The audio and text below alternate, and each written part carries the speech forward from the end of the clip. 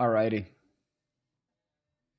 Pseudo grab drink. Good evening, Leo. Good evening, Kirill. How are you doing, my friends? Give me 1 second. Was it this slide or this slide that I want?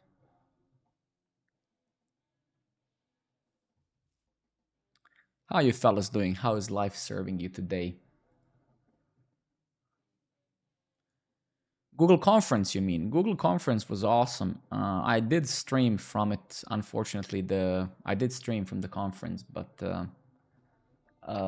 it didn't. Unfortunately, I have VODs on YouTube, so not here, so it wasn't saved. But it was good. How are you guys? Well, yeah, happy Friday, I would say. Happy Friday. Long week, 3 days in Stockholm and work today. So I'm happy it's over for sure. I'm for sure happy it's over.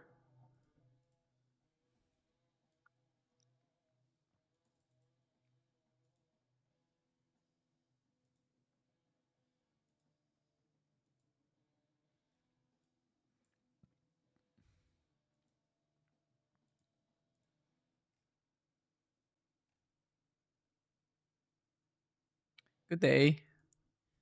Good day. All right, so today we're gonna most likely yeah, that was interesting. Yeah. That I mean, that's the problem today as well. That everyone can record videos and have opinions. Well, that's not a problem, but it's rather, yeah, I would be careful on how I utilize some of this information, right? Cover image from Meetup. Yeah, maybe that would be useful in a way, right? So let's keep on cracking, right? I really need to finish this feature in the next upcoming streams because I'm gonna restart the JavaScript meetup in Copenhagen, and then I wanna kind of get people to sign up here on the platform, right?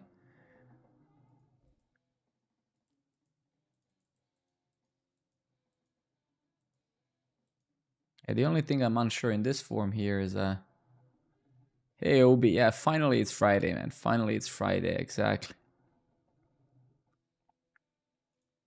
So, okay, so let's say you do create a meetup.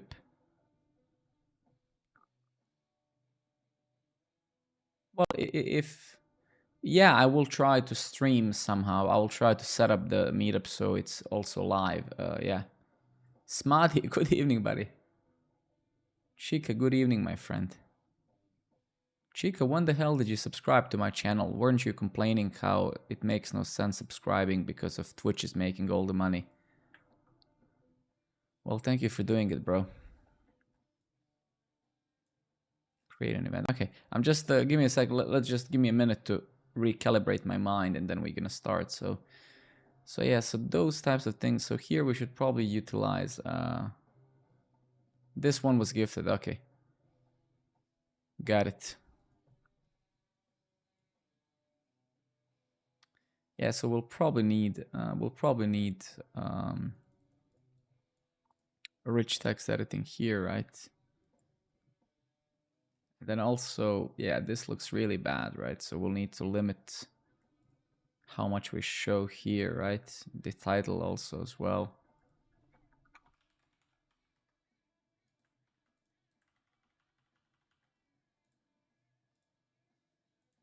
Yeah, I mean, so this is kind of now one of those things, right, where the last 20% is going to take more than first 80%, right? Because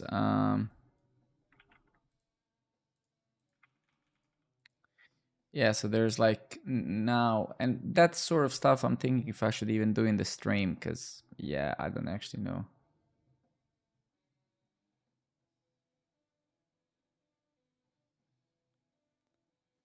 Well, I mean, honestly, right, for those of you who've been following me for a long time, it would be way better if you guys actually sub here, right? Because GitHub barely takes anything, right? So technically, it would have been way better if you guys actually went here and said, I wanna sponsor Alex for $10 a month, $5. That because I actually get that money. Exactly, that's right. Here in Twitch, I get basically nothing almost, right? So that's the difference. But anyway, it's so very few of you doing it anyway, so it doesn't matter where you do it because it's still at the end very little money, right? Raps, my friend, good evening. Should I put the volume a bit down? I guess I should, right? GitHub, I think, takes like 2-3%. 6%. And Twitch takes 50%, right? So that's a huge difference, right? So this is accepted, right?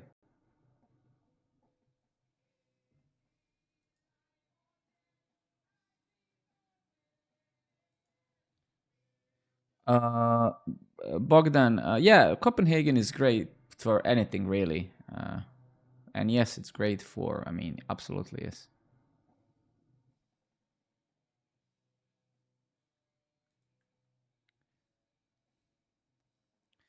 Well, I mean, we'll see, right? It doesn't really matter, right? It doesn't have to be a one-liner, right? It doesn't have to be perfect, but it's more about, yeah. So those types of things are just simply a little bit annoying. That's all, right? Because give me 1 second. This is events, right? Yeah.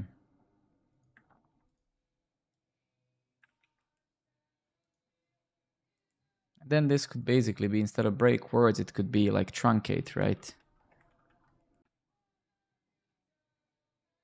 I mean, that way, right, we could keep it one-liner, right? So and then, look, okay, let's kind of start somewhere. Let's just keep making progress, whatever. And then if you have any interest in discussions, if you guys have questions, of course, obviously, yeah, ask September. Wait, give me 1 second. Yeah, right.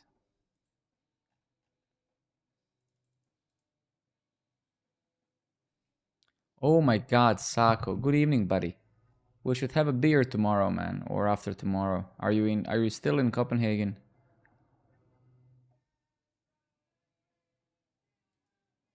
A bit tired, bro. A bit tired, but good. What about yourself? How are you guys?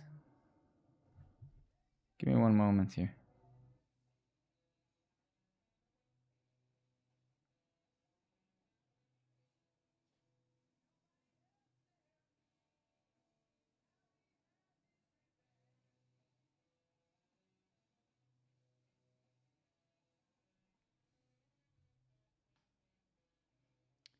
I got it, got it. Yeah, I've been in the train past few days as well, so I know the feeling.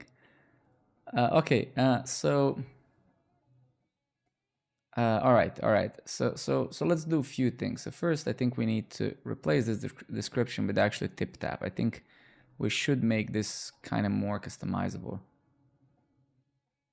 Actually, let's do that, man. I would love to come. I haven't been to your place yet, so let's do that. MDG, thank you very much, buddy. Let's do that, man. That would be great. So wait, this is an event, right? Yeah.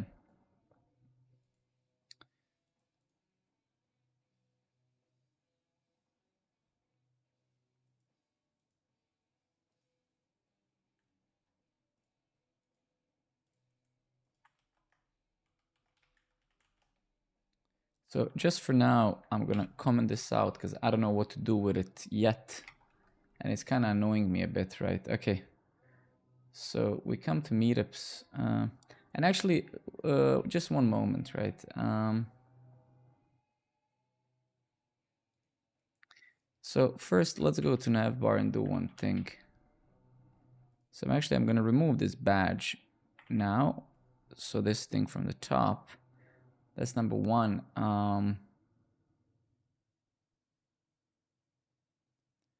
Okay, great.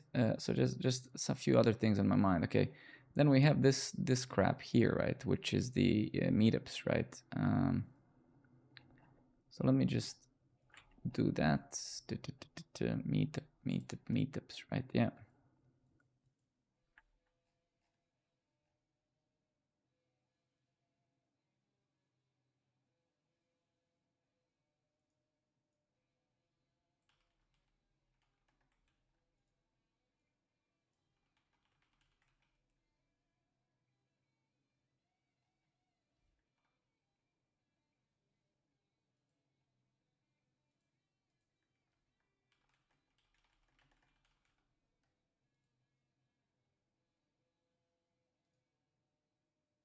take a look at that.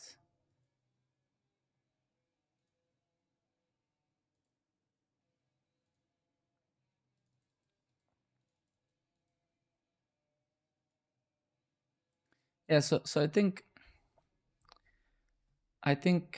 um so yeah, so I think we'll need to basically use our tip tab for both descriptions, event and the meetup, so people can actually use rich text to kind of do a bit more than just plain text. That's number one. And I think number two is then we'll need another. So let's actually go to our database, right? And I'm actually going to go to meetup, right? And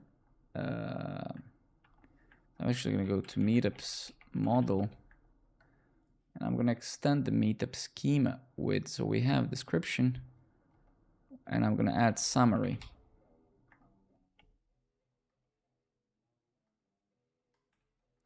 Allow null. Actually, all of this should be false. Yep.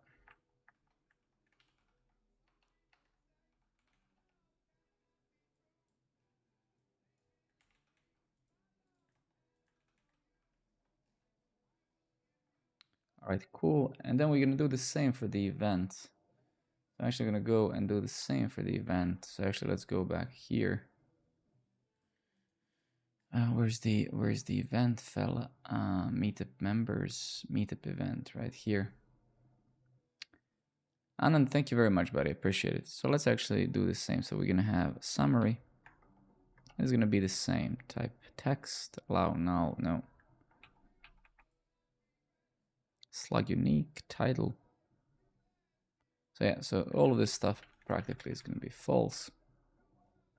Yeah. And let's get back here and do this. Let's comment that out and let's take a look at our tables very quickly here. So meetup now should have those two additional things. So it has summary, right? Yeah. And this guy has summary as well. Give me a second.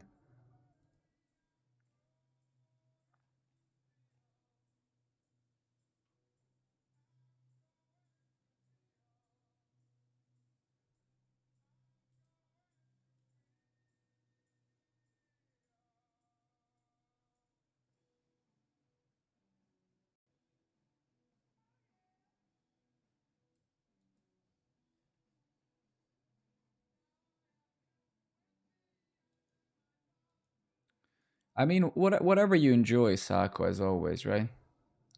Whatever you really enjoy, I would use that, right? It doesn't really matter what you use at the end of the day, right? So, um, is there some script? No, there's no script. I mean, I can create a migration file, but this is not deployed. This is still in development, right? So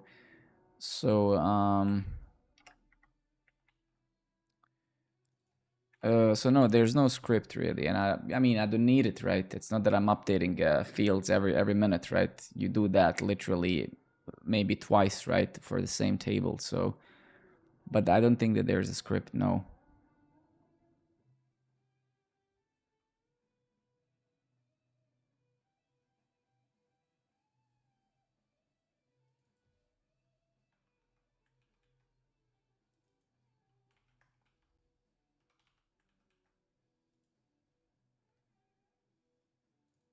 Let's actually pin that.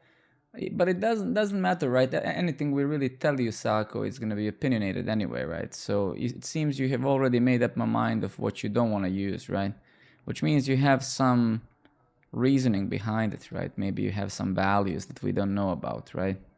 React is the most popular thing by a huge margin, right? So and there's a reason for it, right? But again, if you don't like it, that's perfectly fine, right? You can use something else, right? It just depends what you expect, right?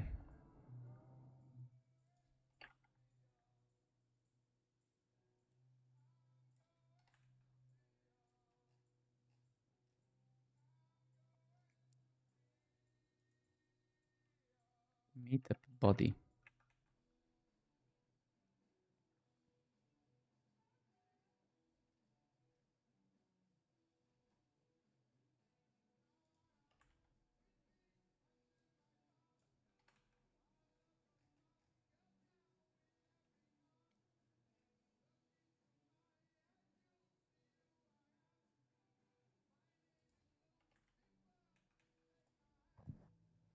Yeah, we'll need to sync those two schemas because it's kind of annoying like shit right now, but it doesn't really matter. It's okay.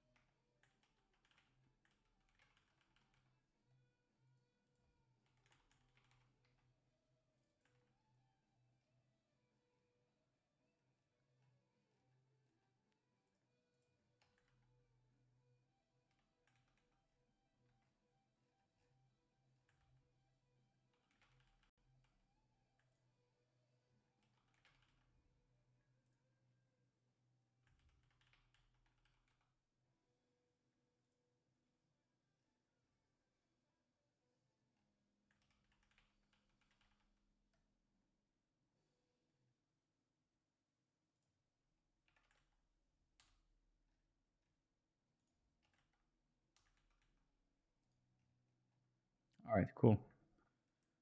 Let's get back here. So we'll need to replace this guy here with an actual rich text, right? And this thing is going to be summary.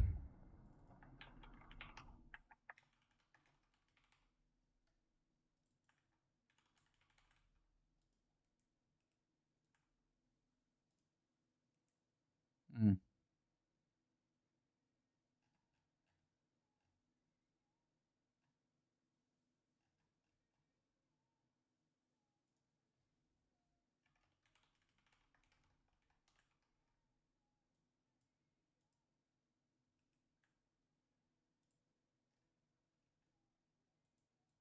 Yeah, exactly. So it is going to be short summary, and then this is going to be rich text, right? So let's start slamming our tip tap, right? Tip tap, we haven't seen each other in a long time. So the tip tap pain is about to be unleashed on us yet again. Thank you everybody for your follows, fellas. Appreciate it. The hell of tip tap is to be unleashed upon us again.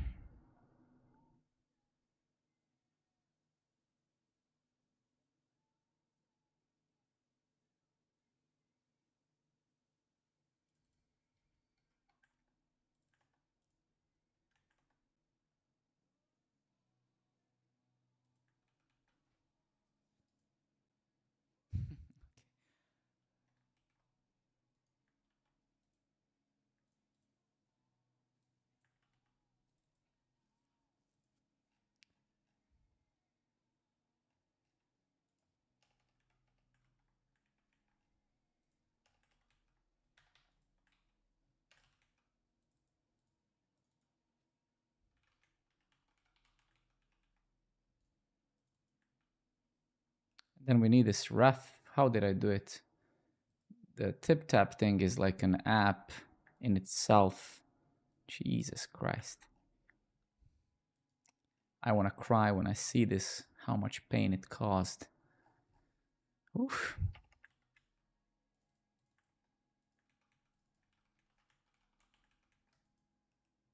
A lot of pain.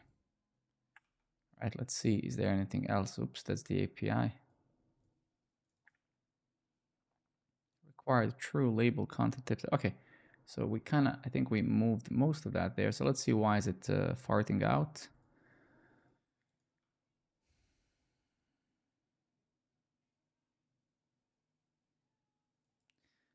I think Sako, like, start something, right, man? You're making a fundamental issue that I spoke about this with this stream for a year now. Try to build something first, right? Before you become perfectionist about it, right? And I'm not, I know you, and I know that you're persistent. I'm not saying you're not going to do it. I'm just saying there are caveats with everything out there, right? I mean, there's always going to be caveats, right? What the fuck? Ah, okay. You're not going to find something that's perfect. There's such thing doesn't exist. It's just which of them are you willing to accept, right? If you're going to try seeking for something that's perfect, you will end up building nothing, right?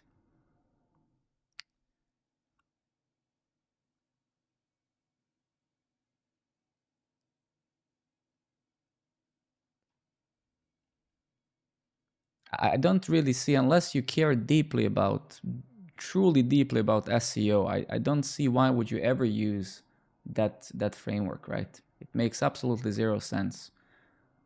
Apart from SEO, like it's absolutely useless, right? And it adds additional layer of complexity for literally nothing. You create a monolithic app, right? Well, I mean, if you have a problem paying 20 euros with a hosting, for example, and maintaining stuff, which is also fine, don't take me wrong, that means that what you're building is insignificant anyway, right? Because hosting is not significant right? Um, Now, if you mean it's easier that you don't have to do your own infrastructure, sure, but yeah.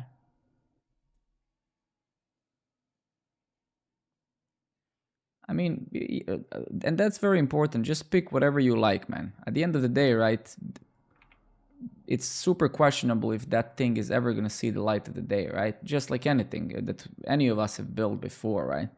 So choose whatever align with your values, right? Yeah.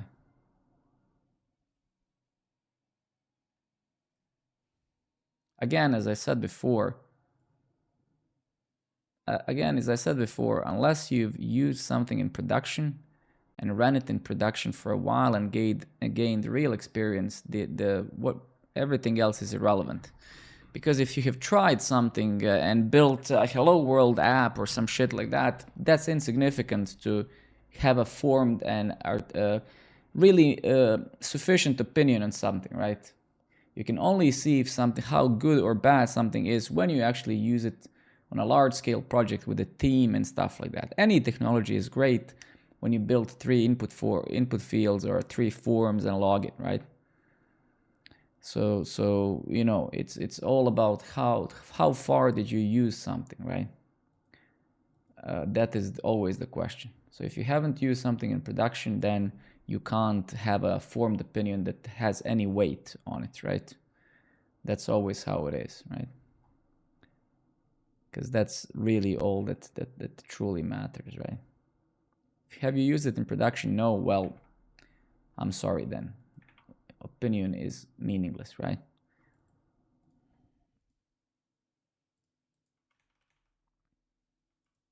That's truly how it is. Okay, beautiful. So actually this has worked. You just have to build something. I mean, again, by the time you start that project, there's going to be Faxt.js or Sext.js or some other crap, right? You need to kind of get rid a bit of that purist type of thing, because but sure, I mean, it's a fair discussion, and you're asking those questions, and it's on us to at least share our opinions. Just make sure you don't lose yourself too much thinking about that, right? Because it doesn't really matter, right? None of that is really important. The only thing that's important is how much you're going to commit to it, right? 25 gold, my friend. Good evening. So the only question is, are you going to be able to come day after day and do it? Because a technology is not going to, whatever you pick is not going to be that determines that, right?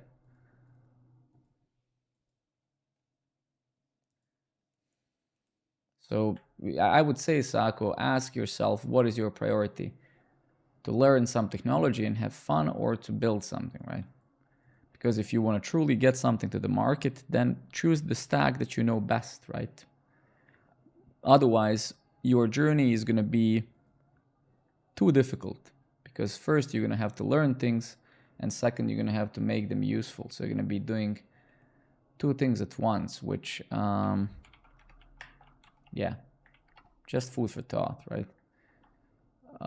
What was it called?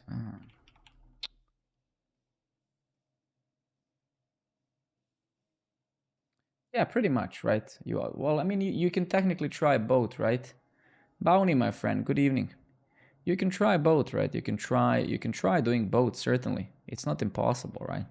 I'm just saying one has to be very careful to not start too many things, right? You will always meet caveats, Sako. You know that already. I'm not sure. You have to be more specific. What do you mean? Are you suggesting that you're gonna find something where everything just goes super smooth?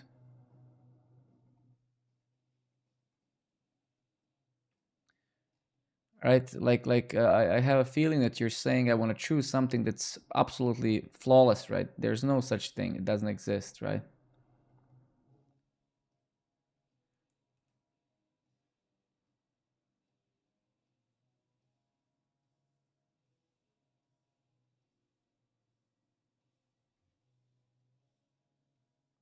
Good evening, Bounty, my friend. Well, that's exactly the thing. I mean, the thing is, right?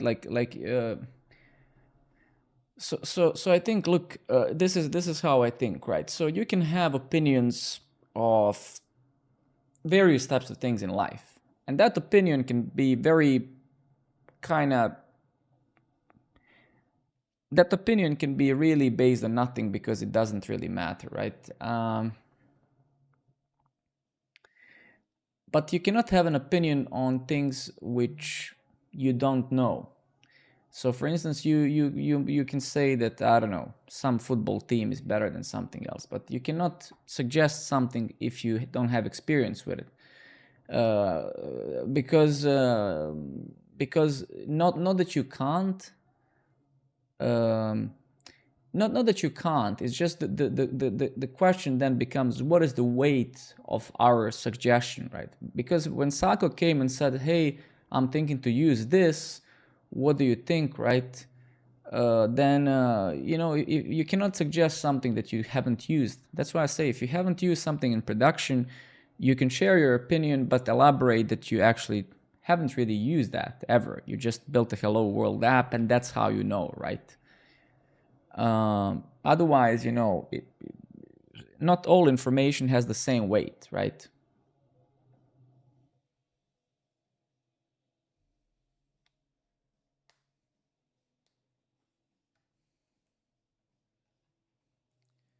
All right.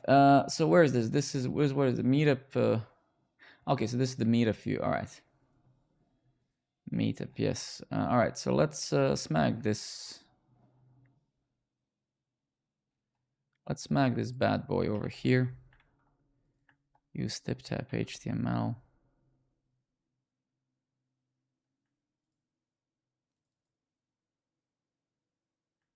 Interesting. Okay. Well, actually,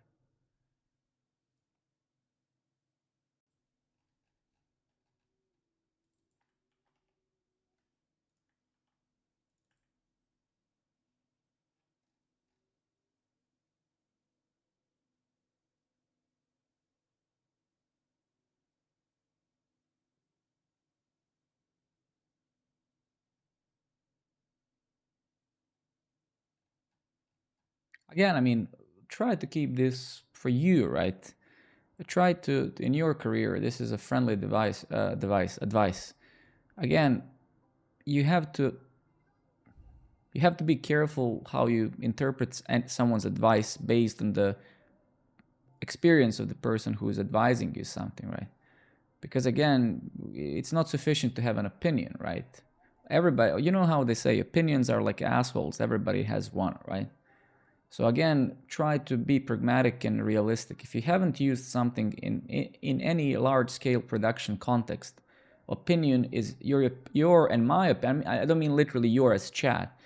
I'm never going to sit here and suggest to you something that I haven't used. That would be absolutely irresponsible of me. I cannot tell you, you should definitely build everything in Haskell. Because I've built Hello World apps in Haskell, right? I've never worked with a theme in Haskell, cross theme. I never wrote tests in it. I never had to scale it, right? So that's the point, right?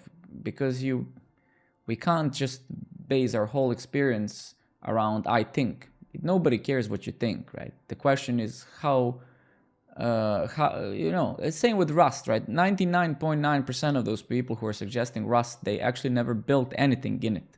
They're watching those fucking Twitter gods and those asshole streamers who are also building Hello World apps, and it's like, why didn't you write your CSS in Rust? It's like, well, like, have you actually, because I asked many people who came to my stream, like, why are you not using Rust? It's like, and then I asked them the question, have you actually built anything in Rust? And they just disappear. Well, it doesn't matter if I've built anything in Rust. I mean, why is that? Shut the fuck up, man. Okay. Jesus Christ, man. No, I swear to God, there were like few weeks where people would come and like, yeah, let's just write everything in assembly. I agree. Cedric, my friend, you keep coming less and less to my streams. I'm starting to worry, bro. I'm genuinely starting to worry, man. Unacceptable, man. Absolutely unacceptable.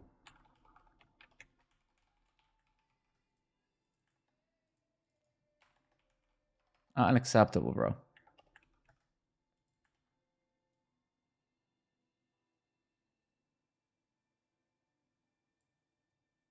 I mean, look, I'm not trying to tell people how to think or what to say. You can say whatever you want, right? I'm not the one who has permission to. I'm just saying if you want to be a person of credibility, because credibility is everything in life, right?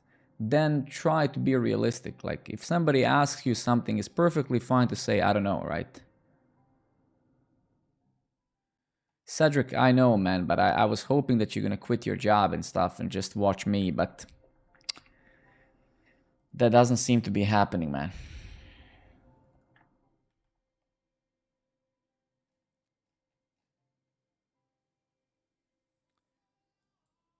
If you were my true believer, if you were the true believer of my stream, Cedric, you would just quit your job, man, and just watch me. That's what the real true believers do. Dude, like, I fully support you. I wouldn't watch myself, right? So please don't. I mean, certainly, I mean, jokes aside, if this project would ever succeed, like, I mean, certainly, like 150%, first person I would hire would be someone from this chat, right? I mean, there's no question about that. Why? Because if somebody has been wasting their time to watch my ugly ass here, then what other reassurance I need to write? I wouldn't even interview them, right? So that's no. I mean, this is common sense, right? I mean, if someone has been, you guys can watch fucking video games, which are clearly more fun than watching me. So there's no question about that. I mean, right? I mean, it is right. It's like, do you like my product? Is like, no, motherfucker. I just spent 1 year watching you build it for no reason, right? It's like, oh, I'm sorry. Um, okay, well, this works. That's great.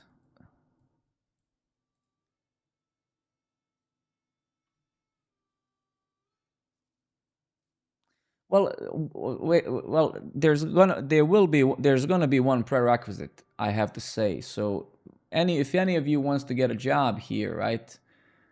You have to kind of write Rust with TypeScript, right? So that's the only prerequisite, and you will not get paid anything to do that, basically, because true Rust programmers, they work for free and they write TypeScript at the same time. That's the pure pure Rust programmer. Rust programmer works for free and eats no food at all. Rust programmer just wakes up and thinks in ones and zeros and builds perfect software.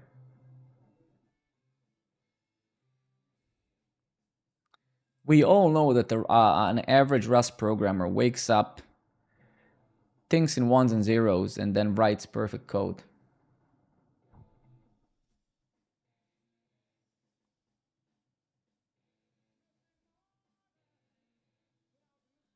Chica, that would be one of the prerequisites for sure. Because are you even a programmer if you're using your mouse to code, right? Are you even a programmer if you're using a mouse, right? Is the question, because that matters so much, right?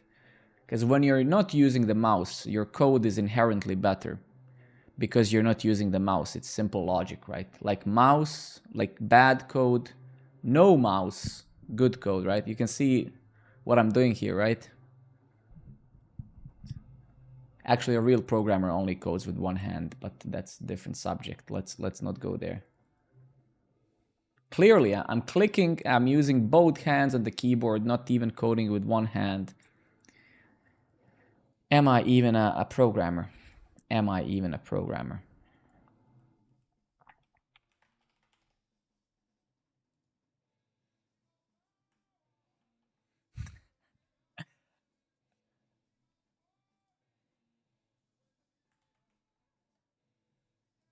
Real programmer.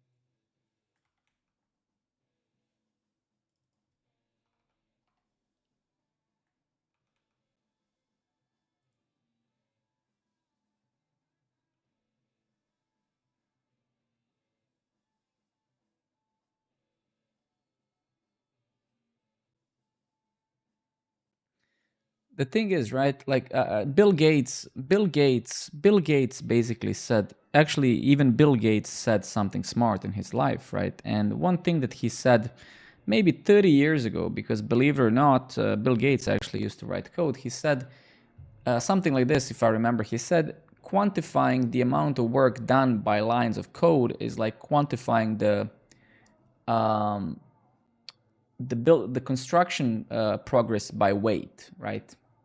So if the amount, if your speed mattered when it comes to writing code, then you would be just every single moment just writing code, which you don't do. You maybe write code 30% of the time, 40, other 60% of the time you're thinking, who the hell wrote this crap or something like that, and then you realize it was you, right? We all been there. Let's face it, right? So all of this is kind of, it's normal, right? I don't blame it. We all been there. I've been there as well. I thought I'm a hacker. You know, I thought that if I have a green terminal, I'm somehow smarter and I peel. Because think about it, it's very logical, right? It's very logical, right? We all try to, when you see a skater on the street, right? The skater doesn't wear, a suit, right? They look in a certain way. They want to kind of appeal to their own group of people in a certain way. So when you're a developer, how are you trying to jump off others? Well, you have shitty stickers on your laptop, right? So it's all about this individuality, right? So that's why people like, oh, I look at my Vim, theme, or look at me, look. People want to be appreciated by the effort, right? But then as you grow older and older, right, nobody gives a shit about that anymore, right? So when you actually become a professional, right, in your career, like only thing that matters is the least code matters less, and you as the value that you provide is way more important, right? Totem, good evening, buddy. How are you doing? Haven't seen you in a while. Oh yeah, I can definitely turn the music down. Thank you very much. I don't know because it's turned down on my I think it should be fine now, right?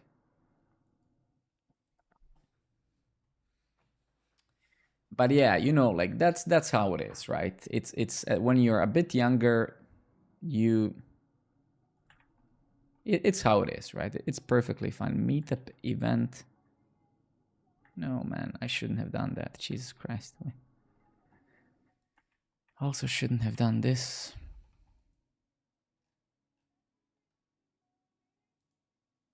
Meetup body schema, yes.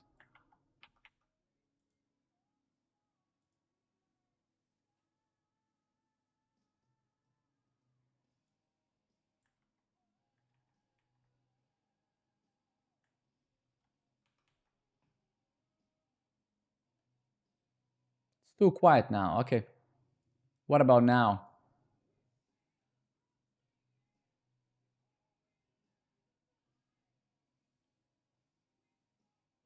Beautiful. Great. I used to play this song in high school, literally almost 20 years ago. So this is Children of the Sea. I sang and played as a frontman in a band. This was one of the first 5 songs we played in my gymnasium. It was so fucking cool, man. Playing Black Sabbath in high school. I remember my friends. Ah, man, I could easily shed a tear now. No, man, like I remember playing this like it was yesterday and singing it. I could actually sing this high just like Ozzy Osbourne. I don't think I could do it now. I would need to train a bit, but I mean, it would be fun. It would be fun that maybe sometimes during this winter we take a couple of streams, and instead of coding, we record a song. So we take like 5, 6 streams. I open my DAW, and then we just record the whole full song, right? How cool would that be, right?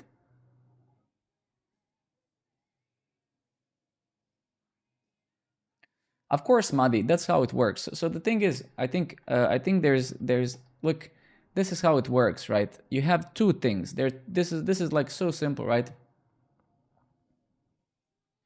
Uh, Pato, no, I wrote all of this stuff manually. All the systems are written by us, or to say me, for the most part. So you have two things, right? There's something you're gonna hear often, like this girl guy works really hard, right?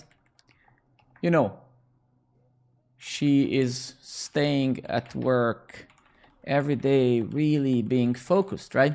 You're gonna often hear this, right? And this is basically like working hard, right? But then you have this girl is bringing in so much value, right?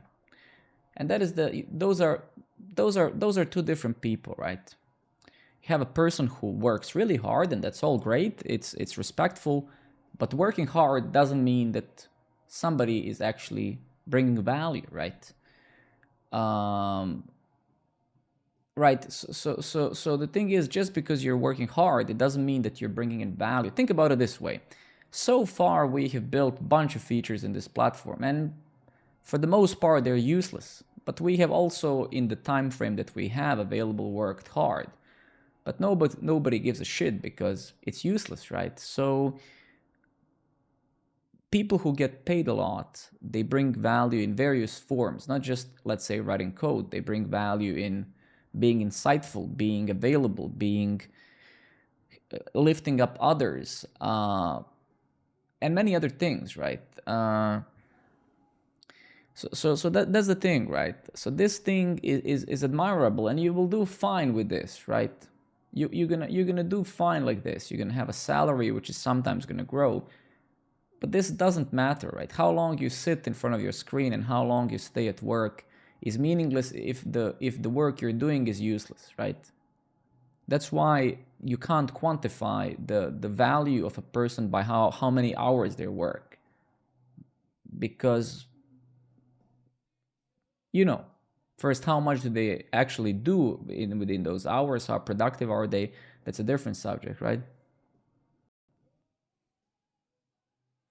Yeah, so you have, that's why I say, in no time from now, in 2, 3, 5 years tops, your domain knowledge of the platform or industry you're working in is going to be crucial for you to become relevant at the job market. So for example, if you end up working, let's say, in a banking sector as a developer, it's going to be far more important for you to understand the banking sector and how to help the customers, like to understand the customer, to understand the banking sector problems, and how you can actually solve the problems. The code itself is getting abstracted out more and more, and this crap that we're writing now at one point in time is going to be simply just taken away by AI for the most part, right? Uh, so you want to be this somehow, and how can you become this? Well, you have to see that in your organization. You have to find how can you make yourself valuable in the place where you work. This, you're staying at work really hard every day, blah blah blah. I mean, if there's no output, if there's no, right, if there's no output, then you can be just as well coding 24/7, and no, it's not going to make any difference, right? So that is the fundamental difference, right?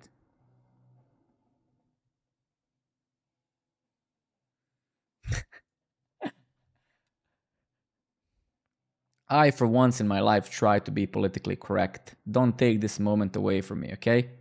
Don't you dare to take this moment away from me. First time in my life I tried to be politically correct.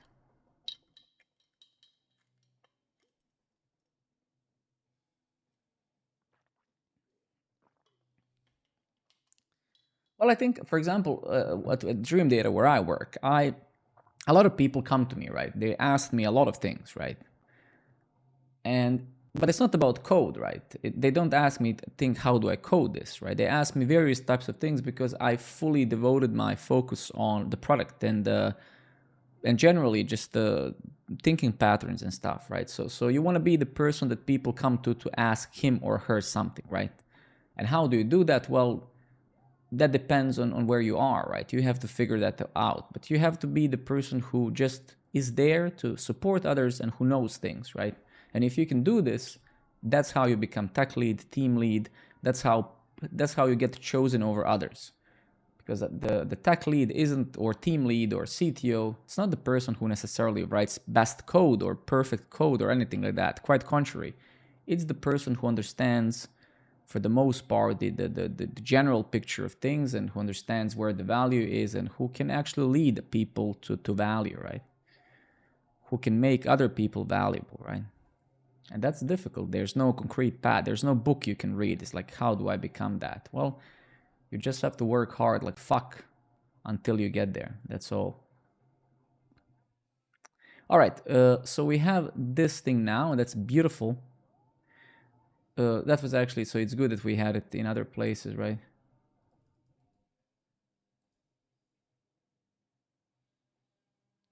Fuck until you get there. I mean, the thing is, right? The thing is, you genuinely have to be obsessed by product, right? Like this is. I mean, I think I'm sharing. Many of you probably don't give a crap what I'm saying, right?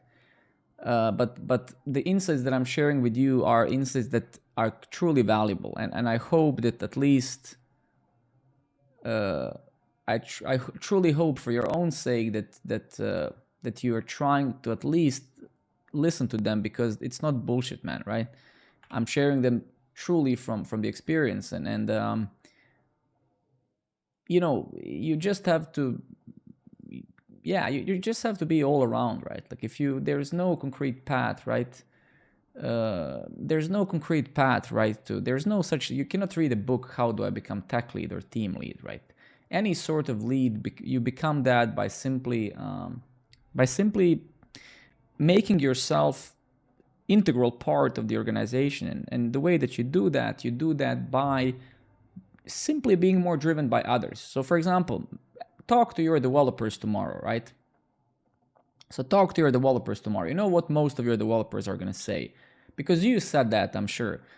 Oh man, I don't give a crap about what I'm building. I just want to use this stack, right? So many of you probably even here, if I make talk in your name, you're going to say, I don't actually give a shit about the product at my work. I just want to code, right? Well, that's why you will never progress in your career, right? That's one of the core reasons. Because your code has no value other than, well, clicking something on the screen, but the value comes from those people who actually tell you what to build and when to build it and how to do it, and etc, etc. So of course, I mean, don't take me wrong, of course the code does matter, somebody has to write it, but just because you think that your job is only to write code, that's why you're stuck, right? Because your job isn't to do that. Your job is to be an engineer, which means to be part of feature design, being part of company journey. Where do we go, right?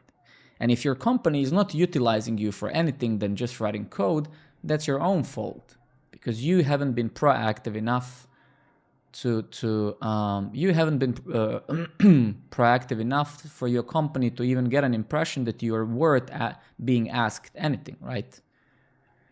So there's no path to this journey if you actually ever even wanted to get there. The only path is that you somehow make yourself valuable, right? And that's it. And same goes with culture. You're going to hear a lot of people comparing about, oh, culture this, culture that. Well, what did you do in your company to improve that culture? How are you behaving every day? Are you being joyful? Are you trying to make colleagues around you you know, better and stuff like that, right? So again, it's when you understand what I'm saying, it goes back to this subject we often talk about, being proactive instead of being reactive, right? And that really is all that there is to it, right? Are you the person that waits for things to happen, or are you a person that actually does something about things, right? And that is the fundamental question. Are you the one awaiting for the world to spin around him or her, or are you a person that takes action, right?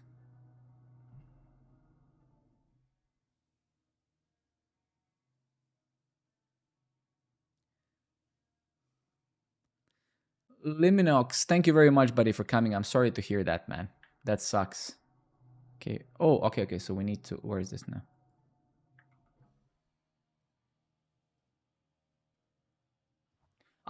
Absolutely, Smadi. I mean, most companies, probably huge percentage of companies, are really bad at this. So I 100% agree with you.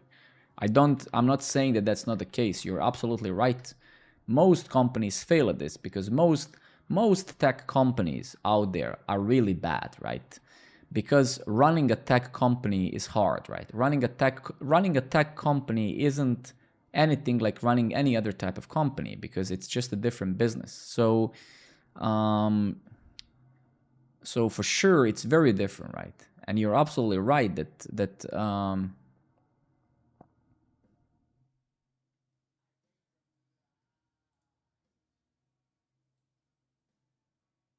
Wait a minute, like what? I see, I see. Shit. I see. All good, all good. Perfect, beautiful. No worries, no worries. I'm just talking to myself, guys. Shut the fuck up. Okay. Comment event meetup. Yeah, right. Did we do it somewhere around here, right? Yeah, beautiful.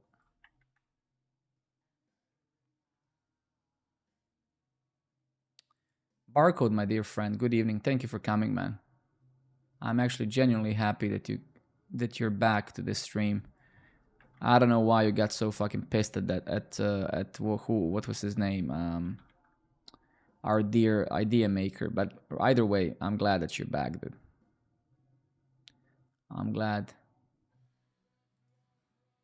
Well, whatever it was, man, welcome back, man. Good to have you again.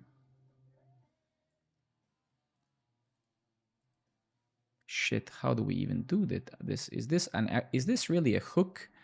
I mean, this actually isn't even a hook, so what the hell am I even doing? Okay, it doesn't matter. I don't know why I named it like this. Either way, who cares, right? So let's just get over here. It's good that it's not a hook. I'm very happy.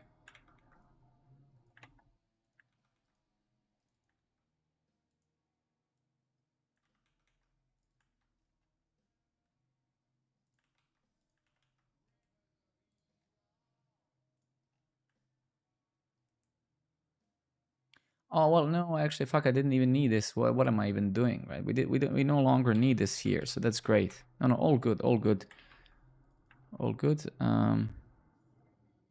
Yeah, actually, let's revert that. Perfect, all perfect, no worries. All good. We that actually, I forgot we don't. Here we're gonna use the summary, right? Instead, I have a question. Thinking about opening a company with my current boss that makes web solutions. Is it good to offer custom solutions to customers? Wouldn't it be expensive for the?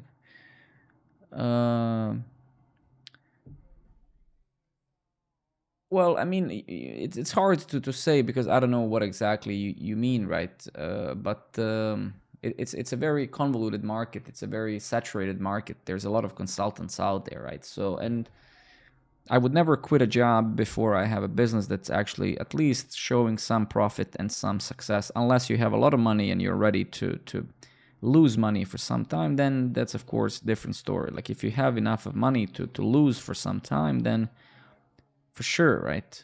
But consulting is hard, right? Not quitting. In that case, there's nothing really to ask. It's absolutely relevant even to ask it, right? Because if you only have to invest your time, then go for it, right?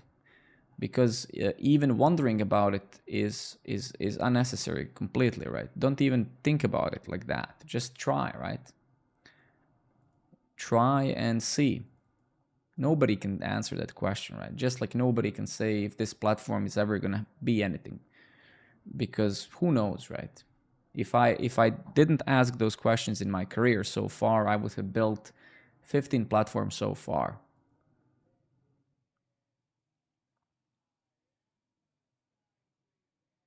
You cannot make SaaS solutions, right? Don't let's that's I mean you cannot do that, right?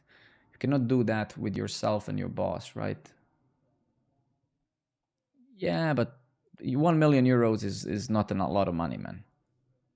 To build a SaaS solution, 1 million euros is maybe 6 months of time if you want to pay salaries to developers, designer, and stuff like that. 1 million euros isn't enough, right? I mean, my yearly salary is like over 100,000 euros, right? So, right. So if you're gonna hire 5, 6 people, right?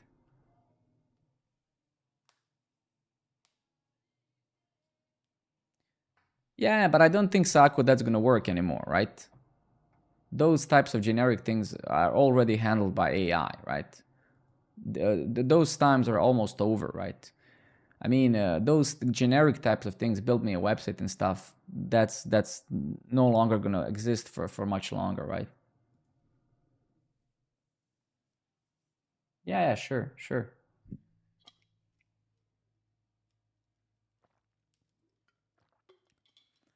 But yeah, I mean, nobody can tell you that, right? That's very hard to answer. So who knows, right? Who knows, right? Nobody knows, right? It's hard to say, right? I would just say if you're not investing your money, if you're not risking your well-being and stuff like that, you should start yesterday.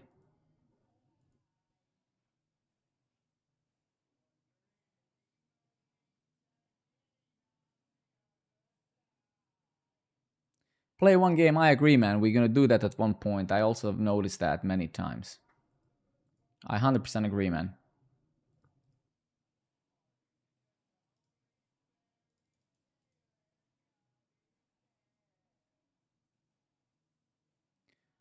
Sako, I love you, man. When you start that project, make sure to share it with us. Maybe you can also stream sometimes. You too, man. Just don't procrastinate too much, man. Just do something. Okay, create an event. Okay, exactly. Description.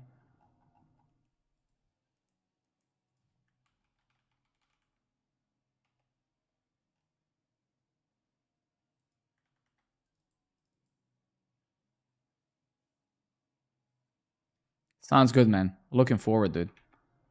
Absolutely looking forward to it.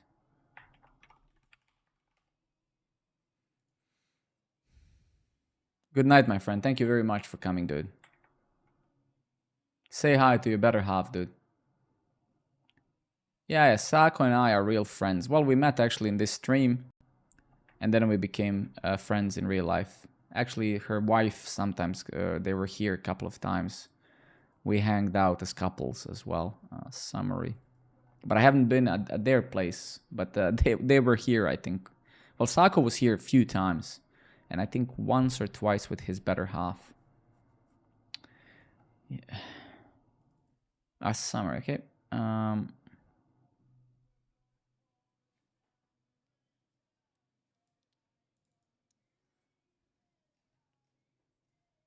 Spots. Yeah, we got drunk last time. Like fuck, man.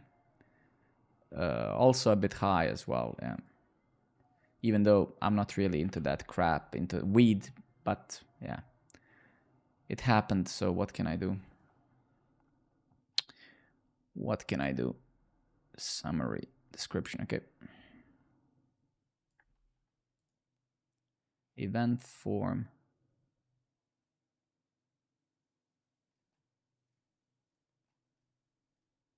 It's.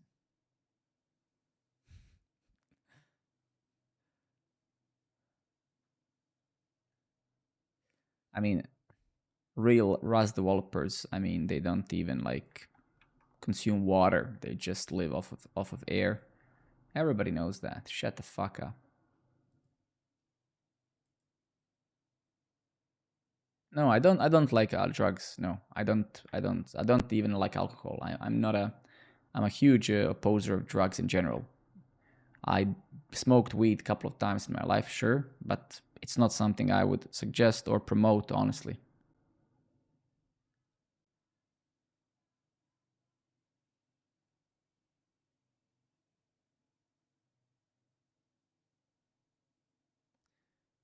Well, I mean, again, nothing in life is absolute. I think it's very dangerous when you approach anything in life absolutely. I'm not saying that I would never do it or that I never did it, right? I'm just saying I don't like it in general. I don't. I smoke weed. I smoked weed maybe 30 times in my life, right?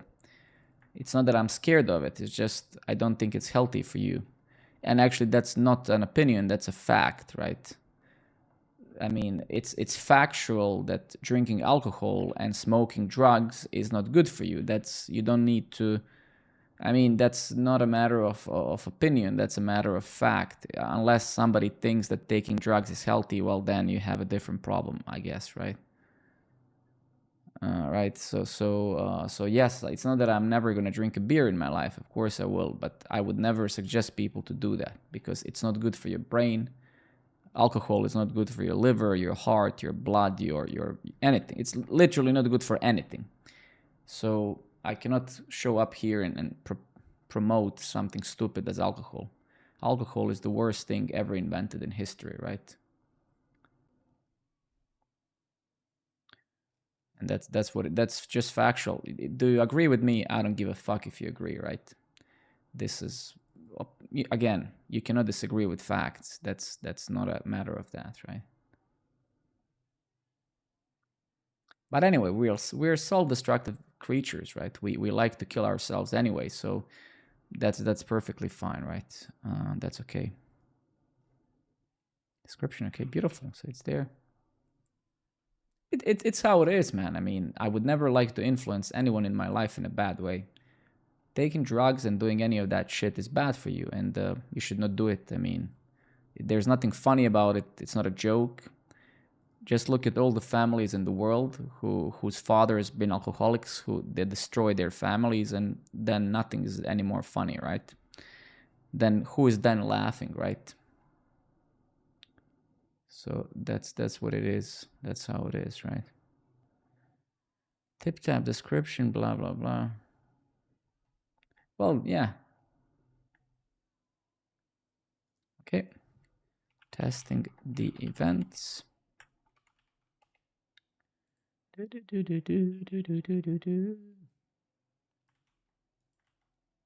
right, well, that's cool. We'll need to fix this.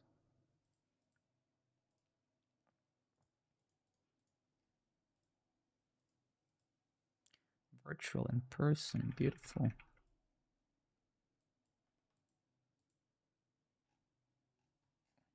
Okay, what did I forget? What did I forget doing? What did I forget? Event form. Oh, maybe this fella. Get initial state. No, so we do have the summary here. Description, yeah. Mm-hmm. Cool. Form state description error. That's also correct.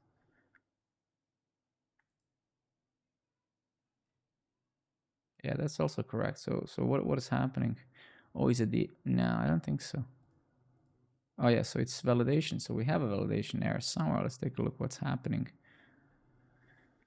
So let's come over here. Jesus Christ. Okay. Let's do that. Blah blah blah.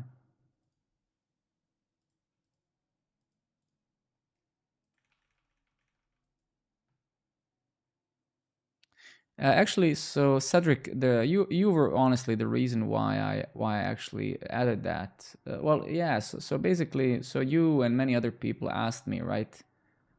Uh, you asked me and some other people like, hey Alex, can I join the project? Right now, I would like to some of you people to join to the project, but I spoke to Siminta, my real life friend.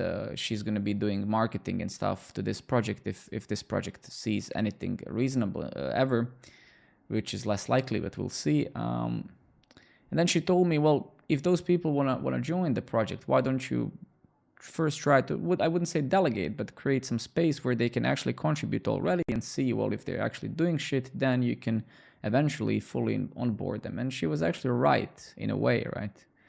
That, well, if you truly want to join, then right, I don't need to give you access to 15 repositories and give you all of the access to all the API keys and stuff.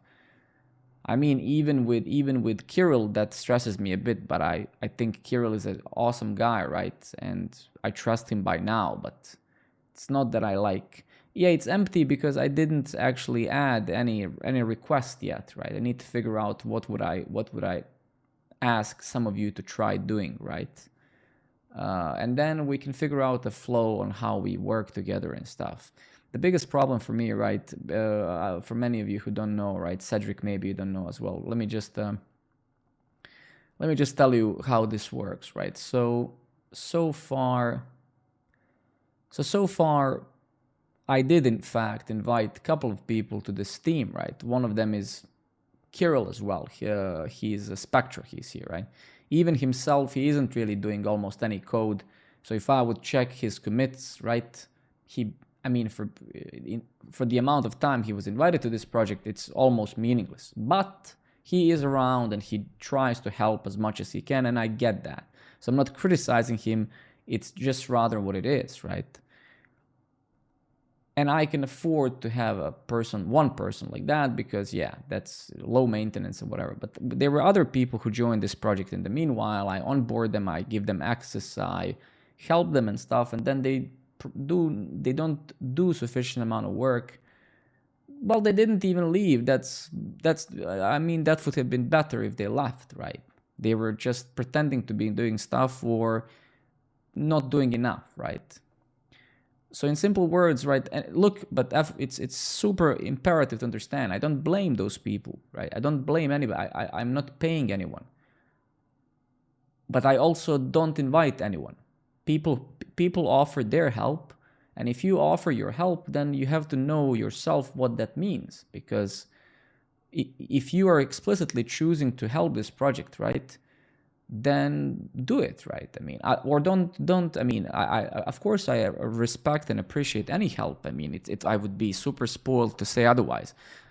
But one has to understand that you cannot just help, right? It costs me also very limited time I have because I only have this time in the evening, 2-3 hours. For the rest of the day, I'm at work with my kid, right? My wife. So if I invite you and you join, and then I also spend this time having calls with you, blah blah blah, right? No, they were not overwhelmed. Again, I cannot blame anybody. This is not to say I mind this. Only thing that I mind is that people offer help and then they vanish, right? Which is irresponsible towards me. I mean, again, I don't. They don't owe me anything. I mean, but the point is, if you like really want to do it, well, you offer your help. Well, then stay true to the right. So, for example, like let's say that Cedric says, "Alex, I wanna help you," right? I would say, okay, how many hours can you spend a week on this project? And he says 10 hours, and I would say, okay, that's great, perfect. 10 hours is insanely good. But then he spends 10 hours in 2 months, right? Now I have wasted tons of time, right? So I would never request or require anybody to spend X, Y, Z because again, I can't. I'm not paying you, right? So that's why. So it's not people are like, hey, why don't you invite someone to help out? Well, it's not that simple, right? It's way harder than you think, right?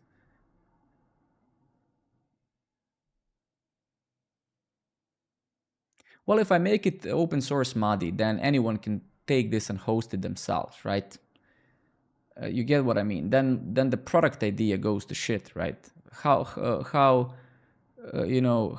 can I guarantee that someone else is not going to host this elsewhere, right?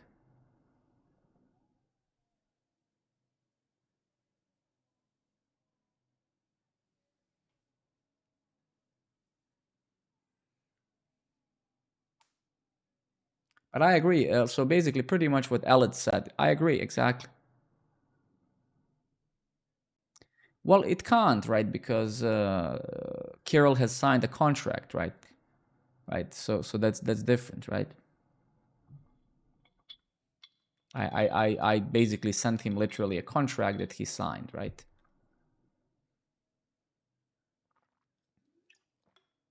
I wrote a simple contract that,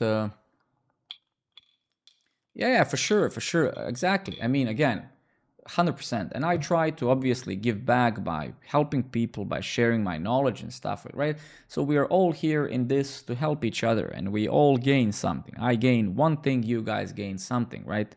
And that's beautiful. That's why building communities is so nice, right? Uh, exactly, barcode, and I respect that. That is exactly what I would expect. Of course, you don't, man. You have your own shit, but you also didn't come to me and say, "Well, Alex, give me access to everything and spend 5 hours with me a week." You get what I mean, right? It's not a demand, Leo, right? I cannot demand anything, right? You willingly say, "Alex, I want to be part of this team," and I say, "Okay, great." And then I ask you, "Okay, how much time can you invest?" And you say, "Well, um, how much can you say?" And you say, "Alex, I can spend 5 hours a week on this." Okay, and then I say, "All right, great." Then I send you some little semi contract that says, "Okay, um, Leo is the contributor of Programmer Network, blah blah blah. If the network ever succeeds, Leo is going to be considered as one of the potential co-founders or employees. Leo has agreed to spend 5 hours a week on this project. If Leo doesn't spend 5 hours a week on this project, this contract can be terminated, right?" Well, then I just remove you basically from all of the stuff, pretty much, yeah. And then you're obliged to remove all of the stuff, right? Of course not. Of course not. No, no, it's not nothing serious, right? Because and I wouldn't remove people because I want to remove them. That's not the point. It's not like, oh, I can't wait to remove someone. It's more that having people is liability, right? As soon as you increase your team by X, you have another thing to think about, right?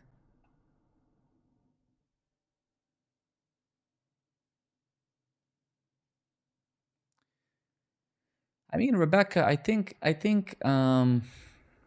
again, like, I don't know if you watched some of my videos on YouTube, right? But I don't think it's complex. I don't think that the complexity lies in the code. I think that the complexity lies in the commitment and continuity that 90, probably 8% people on planet don't have, right? So I think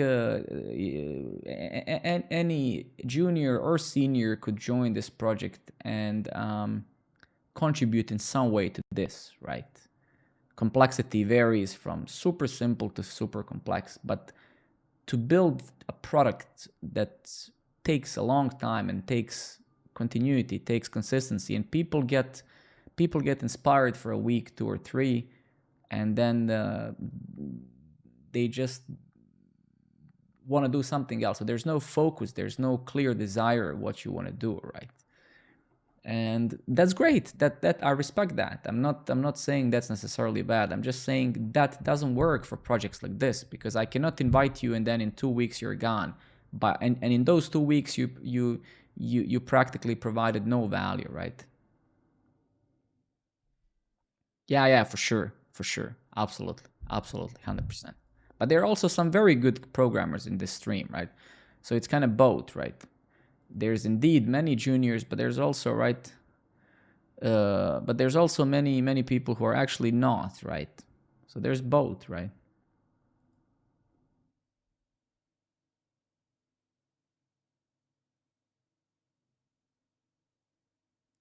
Exactly, barcode, pretty much, yes, pretty much.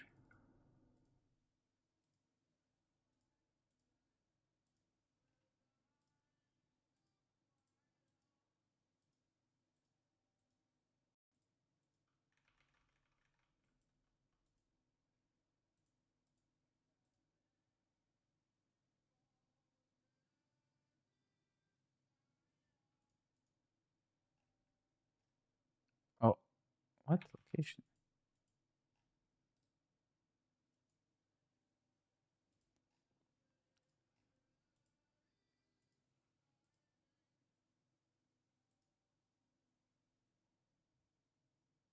Oh, okay, okay. I might. Oh shit, that's what we forgot. Jesus Christ, how do we forget that? Yeah. Well, it's a lot of talk. That's where is it? Event, blah blah blah. Description. Yeah. Ah shit. Give me a second.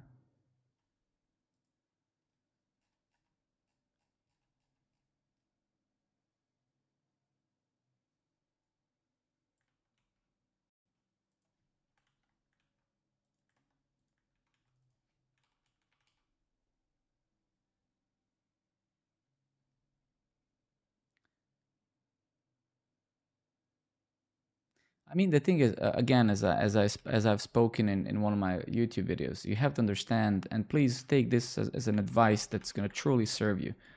If you ever want to build something, you can only count on yourself, right? And then maybe if you make some money to hire people, then you can get people. There's no such thing as contributors, right?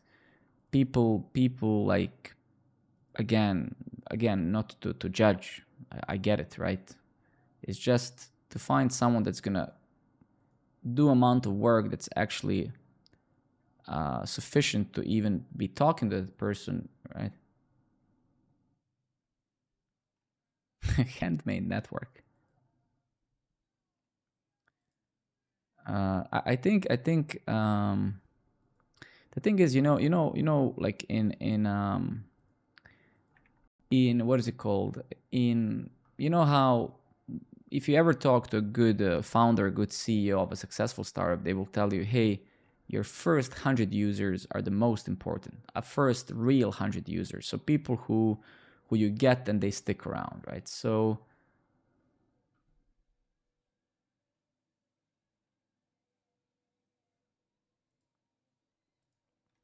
well, Rebecca, the problem isn't really the quantity of code, right? The problem is what to do and the UX and UI, right? So for me, if I had a designer in this project who would do all the mockups and stuff, and I can just sit and build them, I would sit for a month off stream and build a lot of stuff, right? The problem isn't necessarily for me. For me, I can write code in sleep, right? The problem is the hard part of it is like, what do you build, right? Well, because I would be able to just sit and focus and then stream also various types of things. Because what I'm streaming right now isn't particularly fun for you, and the only reason why you're actually here, it isn't even the code that I'm doing now. It's the stuff that I'm talking about, right? Most of you actually right now don't give a crap what I'm coding, right? That's clear, right?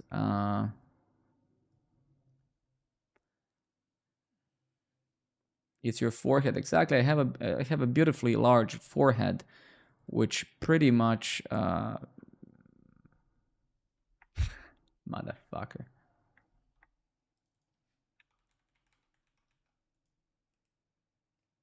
All right, beautiful. I thank you, man. Thank you, man. I worked on it a lot. I worked on it a lot. It's truly beautiful. Look at it.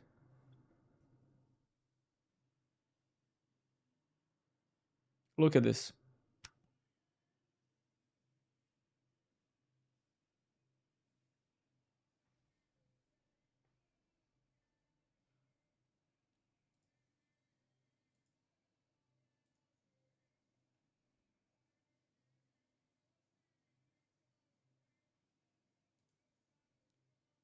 We do guitar tomorrow. We'll do the guitar tomorrow for sure. Tomorrow we do the guitar.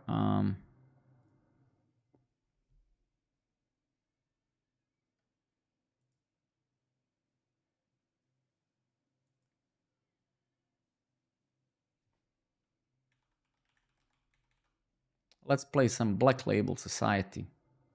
Let's go.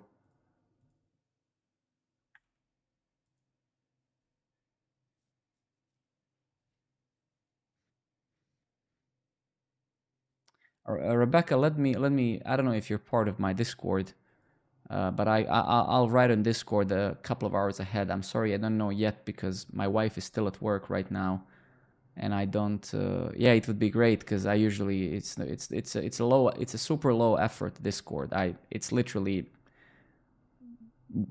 you know Like I didn't do anything with this Discord. I created those channels and that's it. I don't care. I don't give a shit about Discord.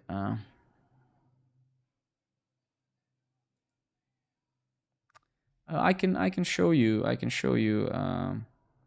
Well, I have two screens on top of each other. Wait.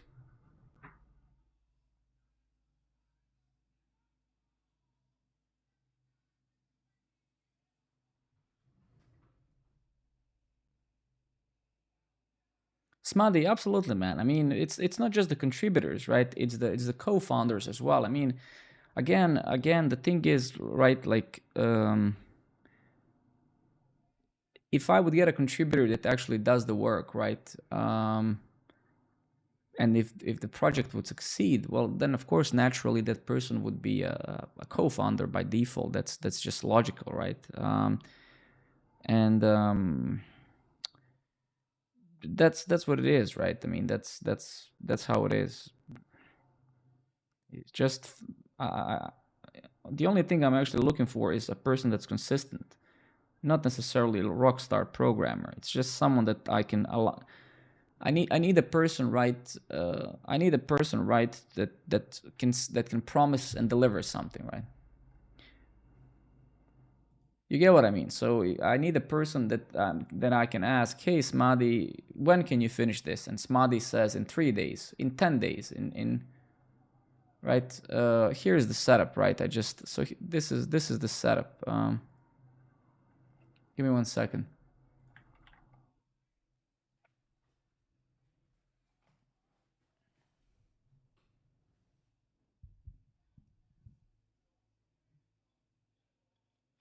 Yeah, those screens are really good. I mean, it is. Yeah, it's.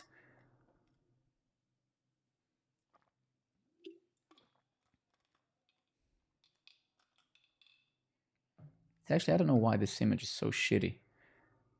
But yeah, and then there's a tablet. This is where I try to read your chat as well, right? But this is, yeah, I mean, this is the latest Razer camera. So I had this professional. I had this professional kind of DSL camera. What is it called? You know, it was really big, right? So I bought this Razer Kio Pro Ultra, right? It's like 400 euros. I think I paid for it, and it's amazing. And why is it amazing? Well, it's amazing because I no longer have to have this big ass camera and stuff like that, right? I can just, Jesus Christ, man. All right, never mind. Sorry, I got triggered. So it's truly an amazing camera, right? Shut the fuck up, man. Jesus Christ. But it's 350 euros, so it's not cheap, right? No, dude, like I come to see a fucking camera and I see some fucking, model, that got paid to come on, man. Like, it's like, do you think seriously that I, as a nerd, am gonna buy this fucking camera because she's here? It's like, dude, like, failed marketing, bro. I mean, I would, no, no, no. Maybe if you're some redneck who gets horny when they see a girl, then yes. Ooh, a female. Oh, I've never seen that before. Whew. Wow. Where the fuck do you live, man? Are you in prison or something? Like, Jesus Christ. Anyway. Oh, a girl. Is this, what is this? No, seriously, man. Ooh, I've never seen a female specimen. Jesus Christ, man. Who gives a fuck, man? Just show me the camera, bro. Fucking pissing me off, man. I just triggered myself for no reason. Ooh. Ooh, girl. Ah. I haven't seen the girl since I left prison. Ooh. Come on, man. Get a life, man. Seriously.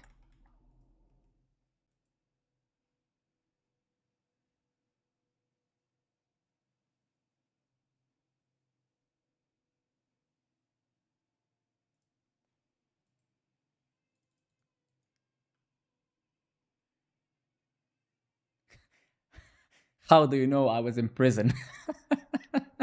Actually, that's a good one, man. That's a good one. I respect that. That's an actual good one. How do you know I was in prison? Is this what the fuck? No, that was. That's a good one. That's a very good one. Okay, let me do it here.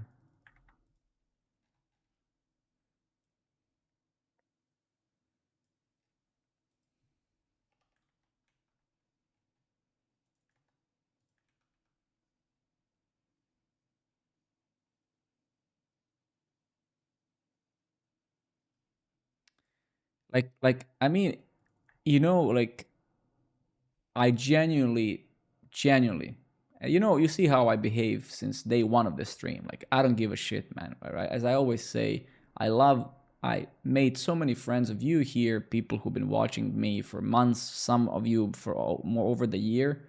If some asshole gets insulted by what I say,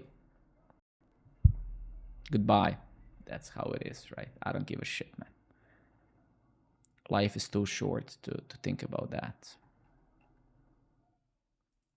Life is too short, man.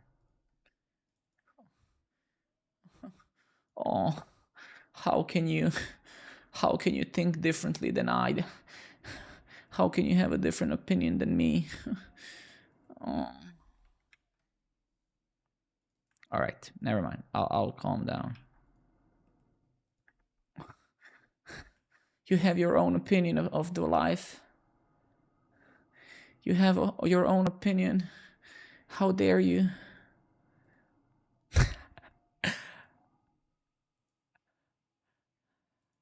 Dude, like when I played a New World with Rebecca, right? I swear to God, this is not a joke. When I played the New World with Rebecca, I met like the biggest fucking freaks that I've seen in my entire life. I don't know what happened, man. So listen to this story. I never told you how me and Rebecca met. So me and Rebecca played New World together. When New World came out, it was amazing, right? Um, let's get back to that in a second, Rebecca. So me and Rebecca we met in game in New World, right? New World was released. New World is an MMORPG from Amazon Studios, and we played the game. And I, by accident, organized one realm whole server. I organized the server. I said, "Hey guys, let's combine all of us together and let's buy the first town, right?" And we did. We bought the first town, right? And I was governor by accident. I didn't actually care, like 1%, but I became governor, right? And then I said, "Well, look, guys, we can of course now buy all the towns, or we can buy towns to other people."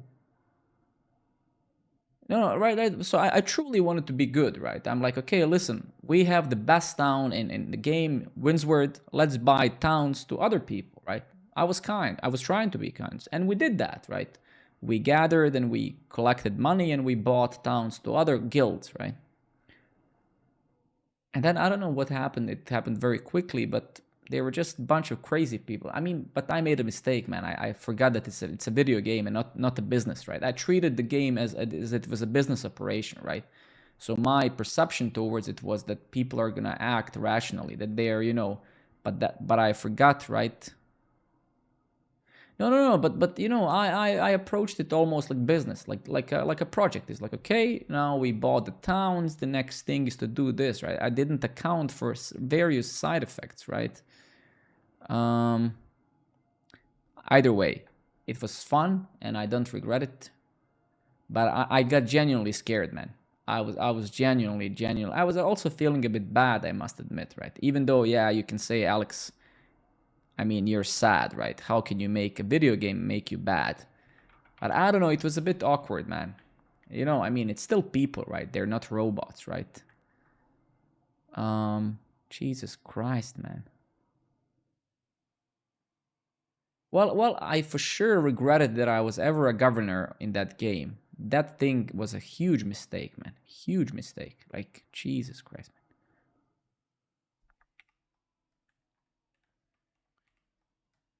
Huge mistake.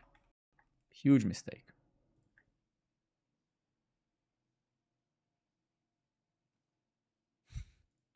But either way, it was a good game, and I truly enjoyed it when it was released. It was something new, and it was truly a nice game. I can't deny that. It was a beautiful game, and But unfortunately, like everything else, game consists of people, and if people aren't kind, then game isn't fun.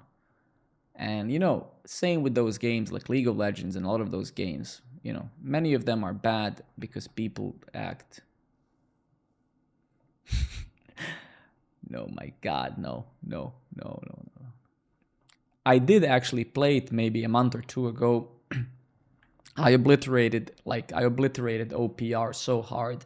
I was actually feeling bad for those people with the same gear I had and stuff. Just, I swear to God, man. Like, I don't know.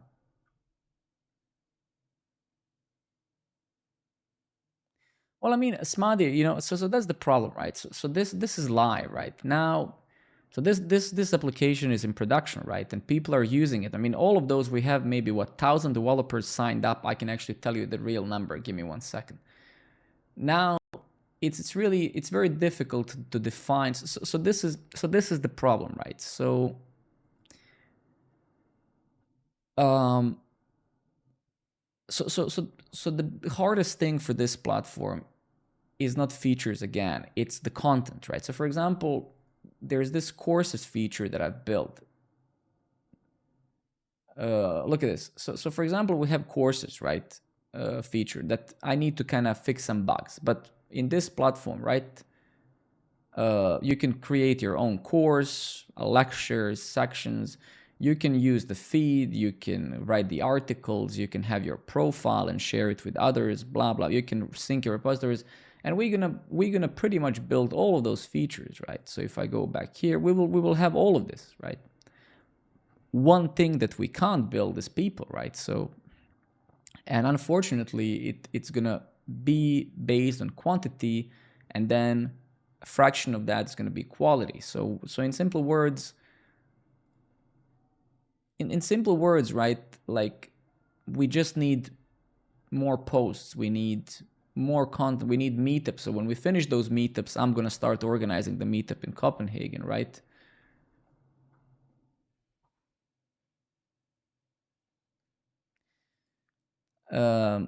And then, of course, I think the fundamental question is this, right? So there's one fundamental question, right? Is platform like this even needed, right? Um, so is this platform even needed, right? So again, like, it's very hard. It's very important that whenever you're building something on your own, to not get biased, right? Exactly, right. But again, you have to try to not get biased by things, right? So yeah, exactly, right. Listen, either way, I have no doubts that people will come to this platform. They will come because I will at one point have more time to write some actual good courses. I will have time to organize meetups, and people will be able to join them through this platform, etc., etc., etc. Right. So, but that's the thing you cannot buy, and you can advertise as much as you want. That's not the point, right? I don't think that that type of persona is going to stay here, right? Because many of you actually, how many, so today during this stream, one, two, three people have signed up during this stream, right? um, Probably they will never come back again, right? Or maybe they will, right? um, so Rav, I mean, yeah, I've built the premium feature. I didn't integrate Stripe yet because, again, nobody yet ever made a course, right? But there is, like, if you go to your profile, right?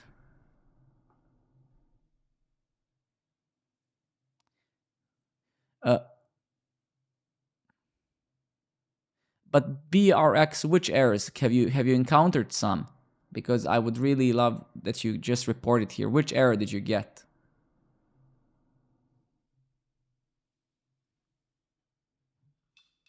And we will, Rav. You're absolutely right, right?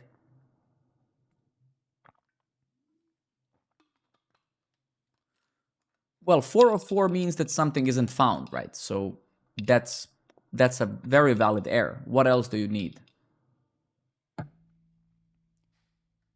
404 means not found. You don't need an error for that, right? If I come here and do this, this is a 404, right? Yeah, that's a 500, yes. And I cannot tell to the users every single error. That would make no sense, right? So you never want to do that, right? You're not going to expose a 500 internal source code error to the user. So sometimes things will explode indeed, hopefully not often. But if they do, right, and if it's a 500, well, you certainly don't want to tell to the user, hey, well, the SQL on line 50, right?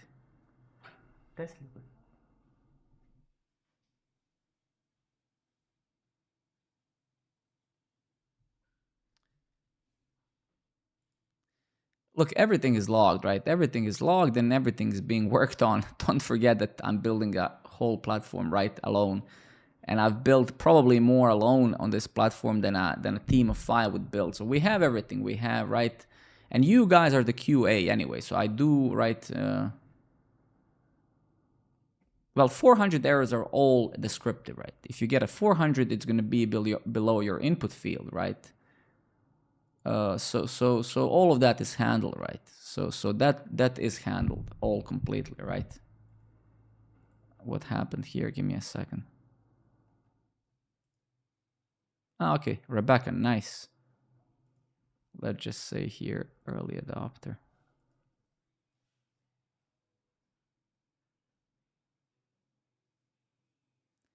Antonio, good evening, buddy. How's life?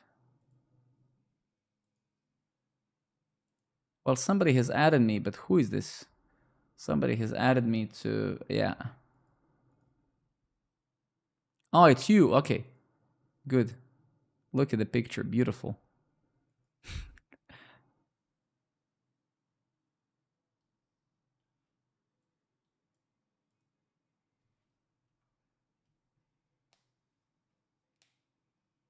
I know it's not. Yeah.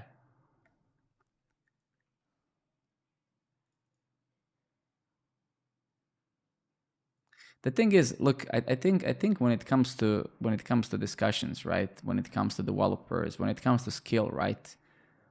I think it's very easy to I think developers, I think most professionals, but especially developers, are very good at talk, right? We're like, this guy's this guy's that good, this guy's this good, right? But the only thing that determines really any of your skills is the output of your work, right? So at the end of the day, right, what is good, what is bad is a relative thing, right?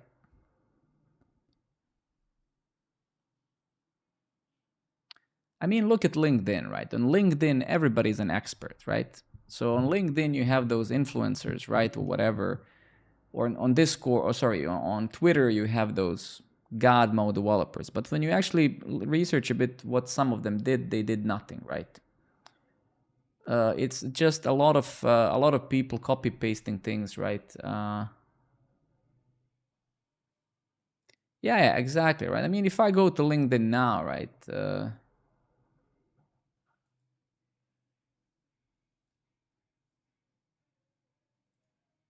If we would take a look at my LinkedIn, right?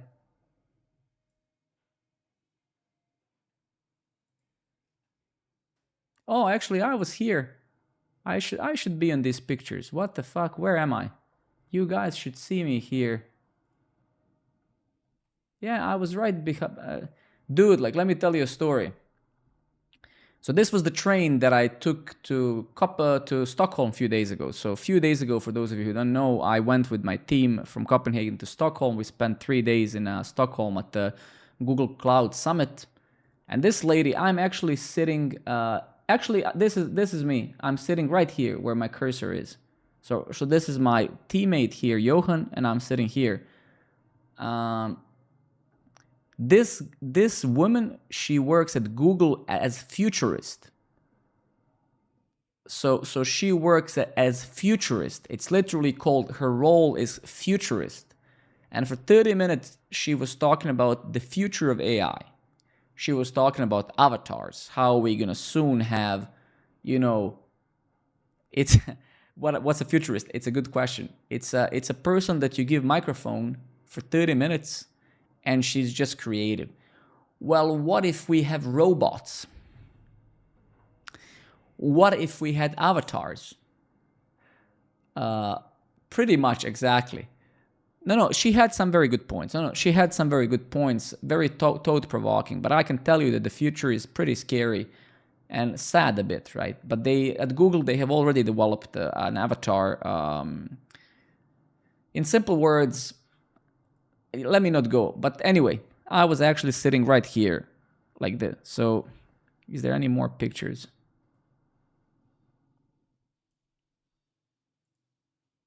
Yeah, this was it. Yeah.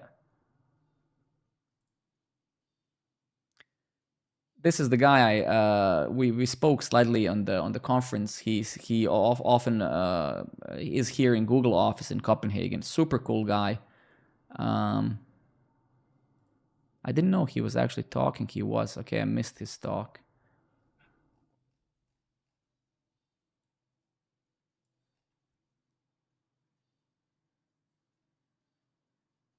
So look at this, right? Let me show you a standard. Let me show you a standard. Let me show you a standard type of content creator, right? Never underestimate the engineer who takes time to understand requirements, favors code that's understandable, actually writes documentation, right? So this is true, right? This is obviously true, right? This is common sense, right? But you know what's the problem, right? This is like saying never underestimate a person who gives absolutely all he has to others, is more just than Jesus cries because a butterfly on other continent dies, right? So this is sort of this idealistic, because this guy implies now that he does this all the time, right? This guy now when you write this shit, right? This is so obvious, right? Right. So because this sort of stuff is, everybody knows this. Everybody knows that you should write documentation, right? That's not in question. Everybody knows that you should not have your code like who favors complex code? Like, do you understand what I mean? Like, there's nobody in history who says the code should be complex. So what do those people do on LinkedIn? I can literally give you a pattern that you're gonna recognize. This is what those people do.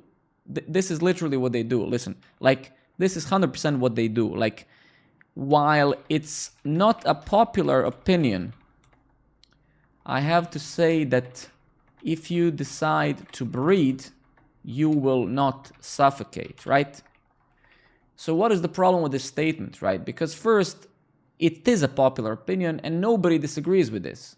So you start with a shitty fake statement and then you are like, but, right, exactly, right. So this guy is like, takes to understand, favors code that's understandable, not complex. Like, dude, like, whatever is pronounced, I don't give a shit, right?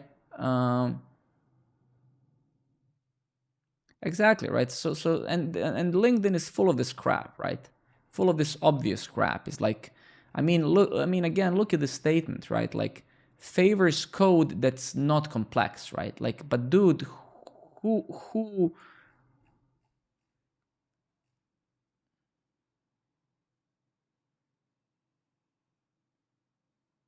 Oh fuck, are we listening to Sepultura now? This is too much for you guys. You guys are pussies. You can't listen to this. Wait, this is not for you. I'm sorry. But yeah, so if I scroll to my feed a bit, right?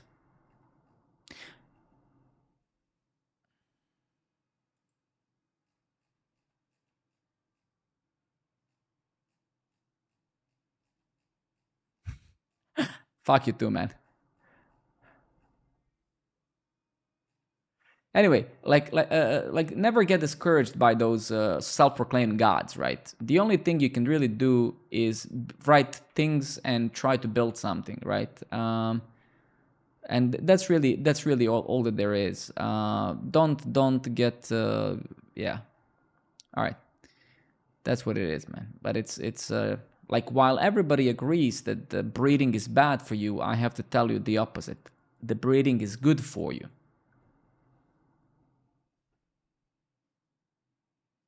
Well, actually, let me tell you one thing, right? So, unfortunately, it does work, right? Because on social platforms, only thing you have to do is boost each other's engagement. So, for example, what do you do? Well, when you join LinkedIn, what is the number one rule that you do? Well, first of all, you write everything about yourself in from absolutely your own perception of oneself. So you say, I'm the best programmer. That's number one. Number two, you start liking posts of others consistently so they will like yours. Then you're gonna build enough of people who just they don't even read your shit. They just like it by default, right? You know this. You've done this, right? Um, Cedric, what a pussy. Going to sleep at 11 o'clock Friday.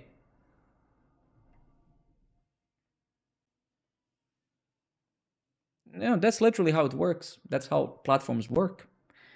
Start liking content of someone on the platform that you are there, and you're gonna see very quickly they're gonna start doing the same, right?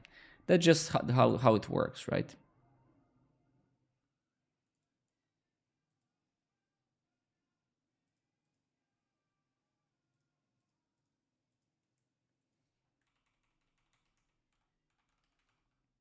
It is sad indeed.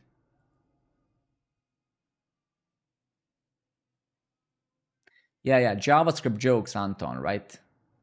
See you tomorrow, Cedric, man. Thanks for the fun, buddy. Thank you for participating in fun.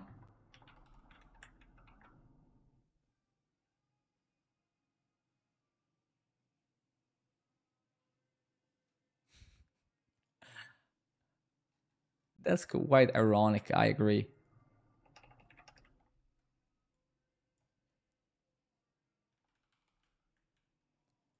I mean, look, I think not to get pissed, right? I think we all have to understand one fundamental truth, and that's everybody's using any platform for self gain. That there is no such person, there's no person out there who genuinely wants to help humanity, right? I'm talking about social platforms. There's no like those influencers, they're not there to help you, of course. I mean, let's face it, I wouldn't be, right? So am I streaming now here because I'm some sort of a messiah who has nothing better to do than help some of you? Of course not. Of course that I give a shit way more about myself than any of you, right? And that's factual, and so do you. If you can't learn anything on the stream, you would just click away in 1 microsecond and you would never be back, right? So that's just how it is. And when you go to those platforms, people write whatever they had to. When you go to those platforms, people write whatever they have to get themselves out and gain value. Gain. It's all about numbers. It's all about clicks, likes, engagement, because this provides some sort of value, right? And honestly, there isn't much else to genuinely say about it. I mean, it's fair, right?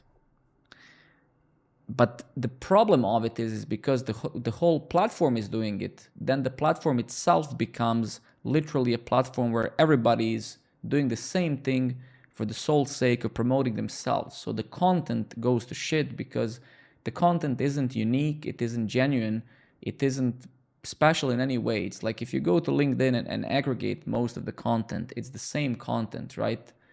It is fake, of course, and it's simply just people trying to capitalize for themselves, right? It's same with those Twitter gods, and everybody's trying to make money, right? In simple words, there's like, right? Okay. Um,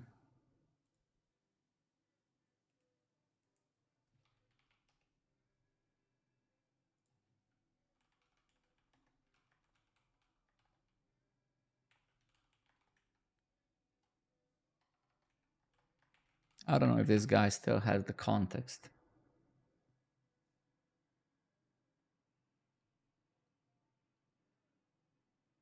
Okay, so it doesn't have the context. Okay.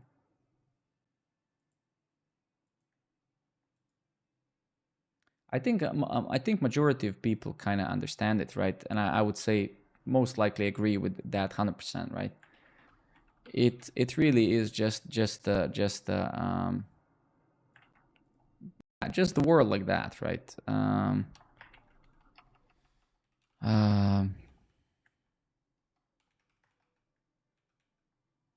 yeah, and I mean I'm honestly perfectly fine to speak openly about it. I mean, right? It's a shame when you build a platform like that, then right.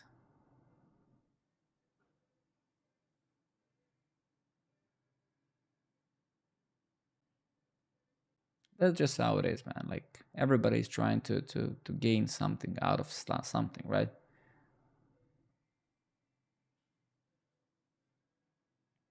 Someday program. I mean, I don't think the programming network will ever be anything, honestly. And I'm a realist, but then you can ask, well, if you think so, why the hell are you doing it?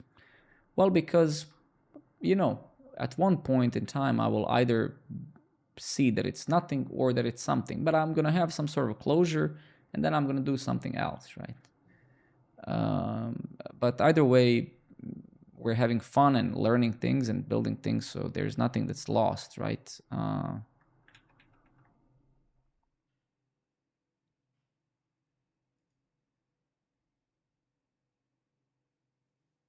Yeah, we'll see, right? I mean, success comes in various ways. You have to just define what success is for you. For me, this was already successful, right?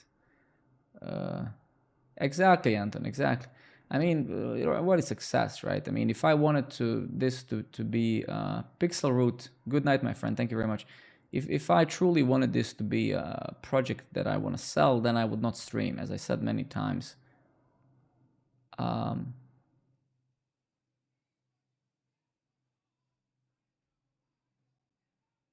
right? Because streaming would make no sense. Because I would do 25 times more work if I didn't stream, for example, even today, right?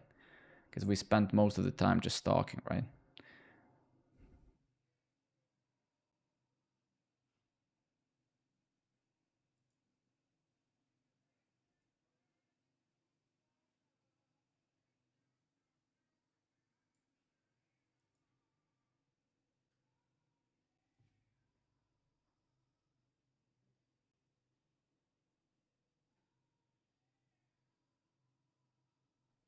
Exactly.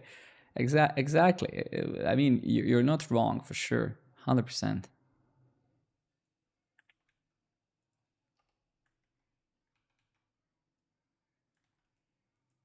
I don't actually remember.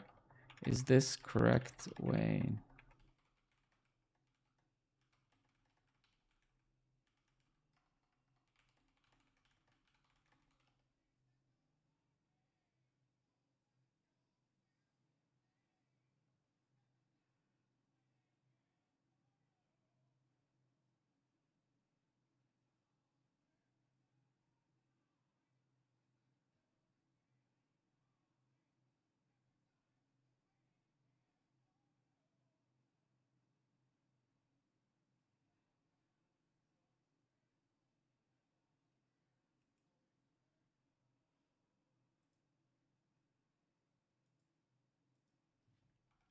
Okay, give me a second because I'm so tired.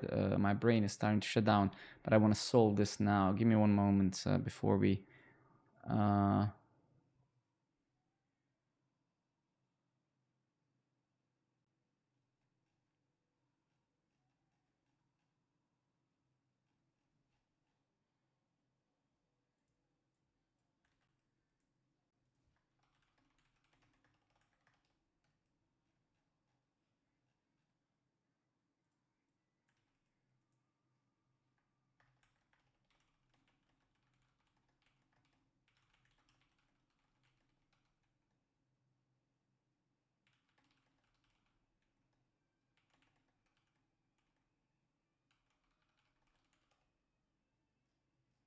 Leo actually became more resilient as the time goes by. He used to go to bed way sooner.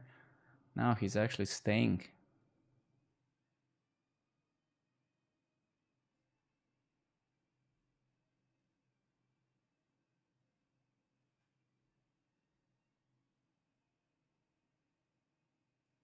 Yeah, I mean, that never happened. I think long ago. I don't think you remember.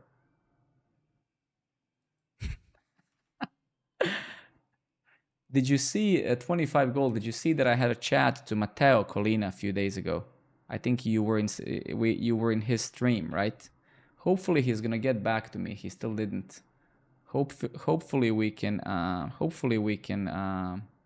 interview him, right?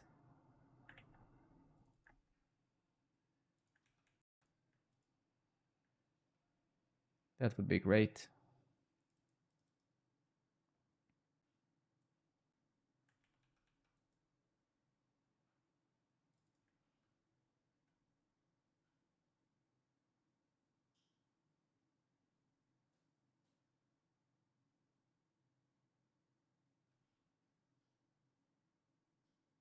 Yeah, I am a number one fan for sure.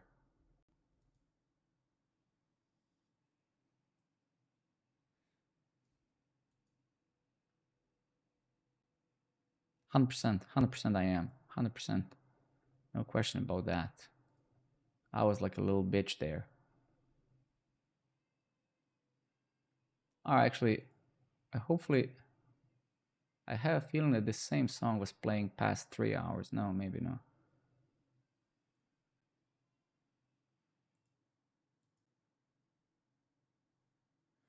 What did I want to do? My brain. Okay.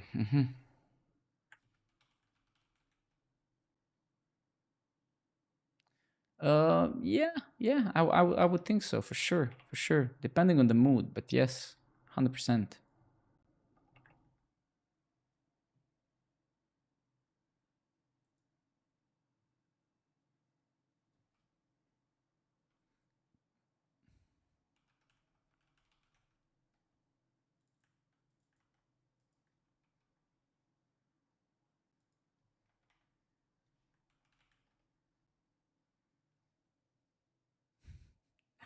I do that sometimes as well. Not very often, but yeah, yeah. I completely feel you, man. I do that time to time as well.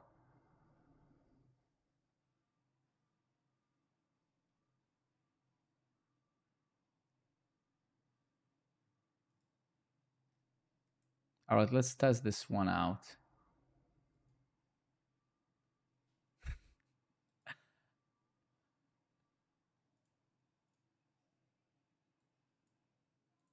Let's just drag this crap here. So let's create a new request. Let's say,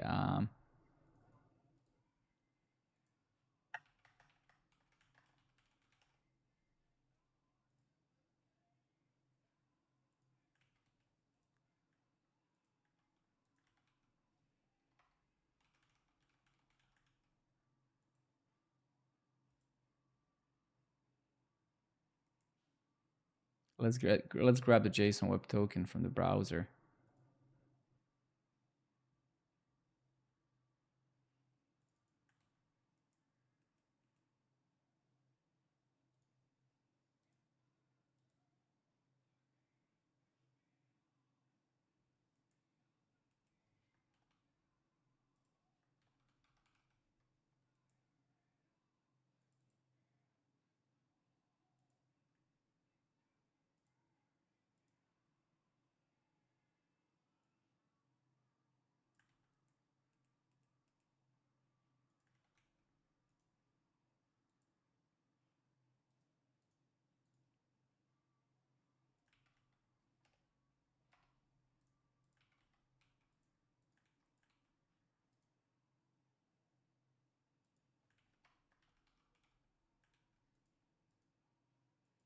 Hmm.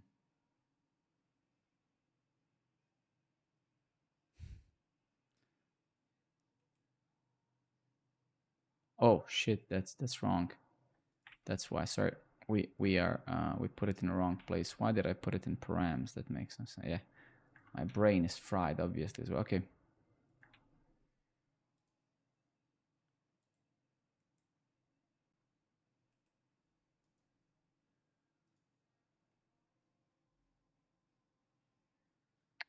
soon. We're gonna be done soon, but I need to.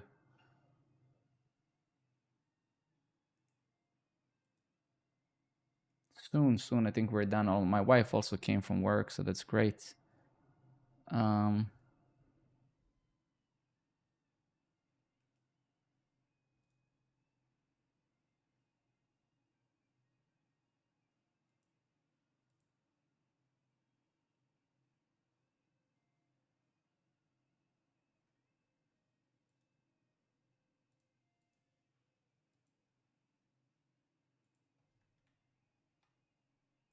what the hell, man?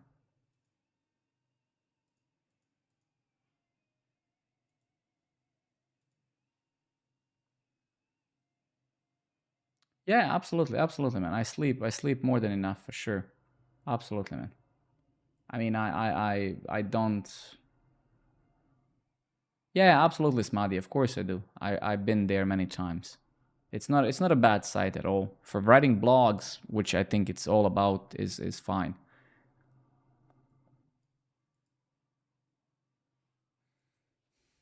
The biggest the biggest problem with that site, Smadi, is that it's not disruptive and it's that they don't do anything, right? That platform is the same past 10 years, right? And that's why that platform is going to fail, right?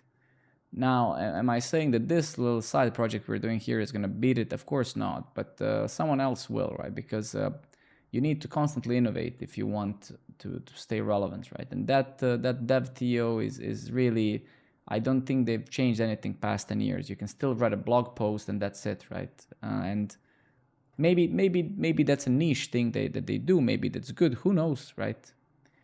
But it's very random, right? And it's also open source. Exactly, they're using this Faroom or whatever. They're exactly right.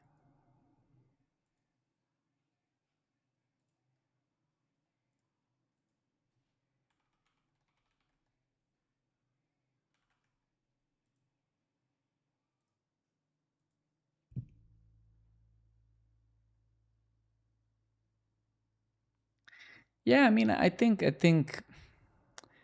right. Yeah, right. So it's right. It's if it. I mean, I'm happy for all those platforms. Right. In fact, yeah, exactly. I mean, the thing is, right, a lot of people come with the pretension to that they're going to show me some of those things. It's like, wow, you see, like, oh, why are you building this? Because there's this and that. I mean, that's fine, man. It's fine. We can build 500 different communities, and if there's people to fill them up, then great, right? Who cares? I mean, I think the people in the world have been brainwashed way too much with hyper startups and billions and unicorns. We don't have to build something that even makes money, man. If we can build a community that can look, if we can build this project that can self-sustain itself, pay its own hosting and whatever, who gives a shit, man? I mean, we don't have to look through everything through some sort of numbers, millions, billions. Like, who cares, man? I mean, if this platform ends up having 10,000 users who have some sort of interest shared amongst, then great. I mean, right? It's not that I'm investing my anything other than passion into this, right? So not everything has to be so same with that platform. If that platform is sufficient for those people using it, well, more power to them, right? Well, I would spend this time on anything anyway, Leo. I would probably be watching movie after work, or it costs me nothing, Anton. Zero. It costs me just the time and energy, of course.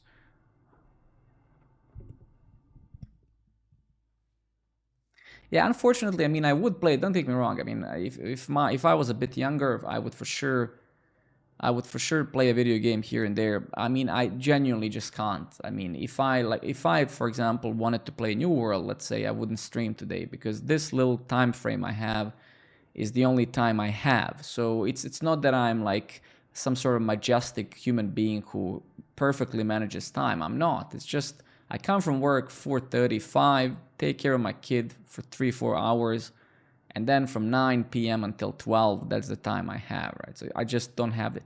That's all, right? Would I play a video game here and there if I had the chance? For sure. Or did something else, right? Yeah, but I don't like to say it that way, right? I think it's disrespectful to the rest of everybody else. We're all busy, right? And that we should be grateful that we're busy, right? I'm very grateful to life that I'm busy, right?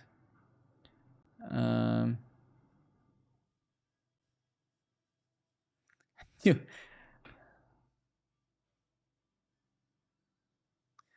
I mean, we could play some new world. Like I could stream that, and we just kick ass on the stream. Why not? No, but I think concept of let's just do it this way, right? This is what I would say. This is what I would say, Anton. I think that the concept of busy should be removed, right? I think concept like I'm busy should not exist. Humankind naturally has been way more busy than it's today. I mean, the human natural state is busy. For me, when people say I'm busy, that's like saying I'm breathing. Yeah, I know, exactly. I know, you're right, for sure. Yeah, exactly. 100%. That's a very good point. I agree, 100%. Occupied and busy, yep, definitely difference. Definitely difference.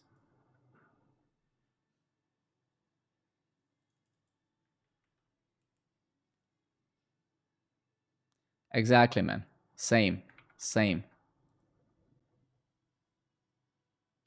Now the question here, my friends, is why is this bad boy not doing what I want? Why? Let's try to hit this with curl.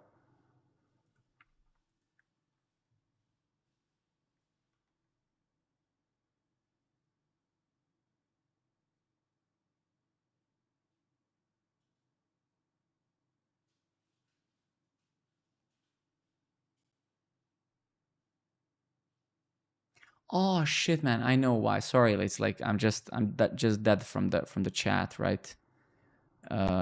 You guys have burned my brain.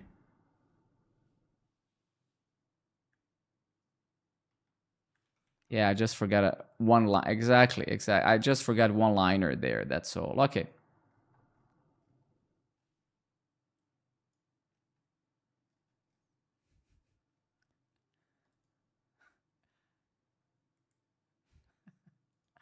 Of course, it's someone else's fault. I mean, I'm not gonna take accountability for anything in life. Are you crazy, man? Which year are you living on? Like, this is 2023, man. Everything is someone else's fault. What are you talking about? What am I supposed to like be accountable for anything? Are you crazy? Crazy, man.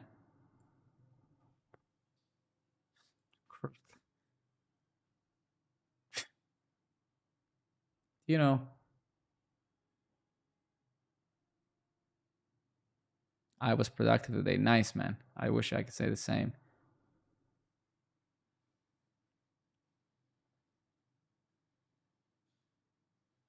Nice, man. Nice. That sounds productive. Yes, that sounds productive for sure. Shit.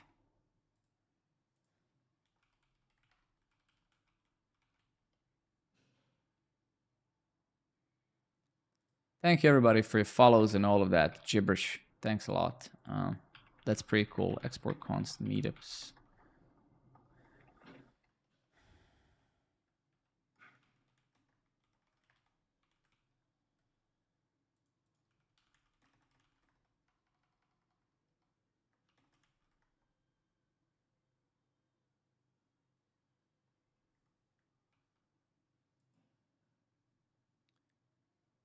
Man, I literally read anal leave. I'm on my anal leave. I don't know why I read that, but it sounds very fun. I'm like, okay, if that's what you like, then great. I mean, you know, I'm like, dude, that's pretty. I mean, I'm like, okay, fine. What now, right? I mean, just I didn't know there's such thing as anal leave.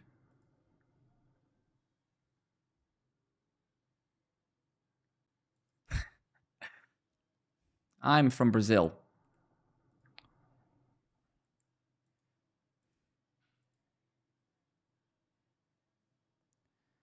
Meetups. I hope you're enjoying your anal leave now while you're sitting, Smadi. I hope you can still sit properly. But anyway, okay, stupid jokes. I apologize. I apologize. Not my type of joke, but I just had it in me. I just had it in me, and yeah, I couldn't.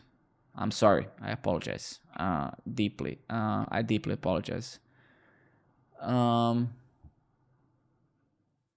yeah, my brain is kind of dying right now, but I can't leave until it. Well, actually, it's 12:30 here, right?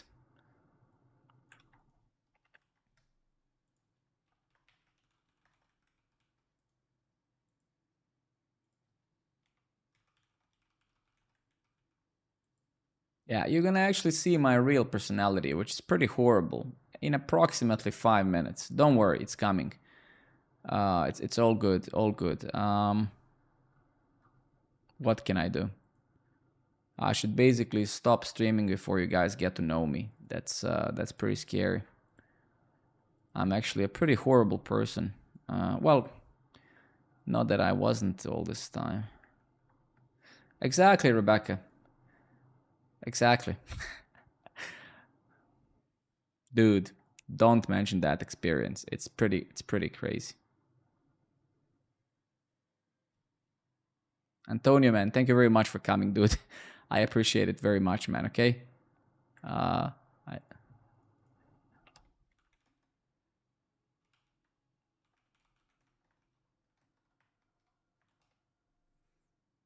New World players. What a group of self-accredited perfect people to judge. I love it.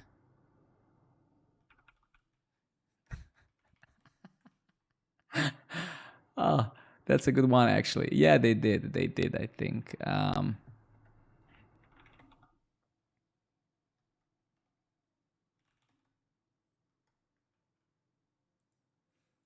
But there were some nice people that I met in that game for sure. I mean, for sure. There was this guy Wiper. He seemed like a good guy. I haven't spoken to him since that game finished, but he was a nice guy. There were a few nice people that I think that are genuinely nice. But it's he's doing all right. Well, please send big regards to him.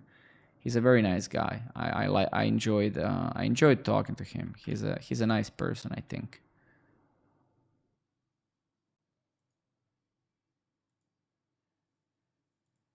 Yeah, he was very nice.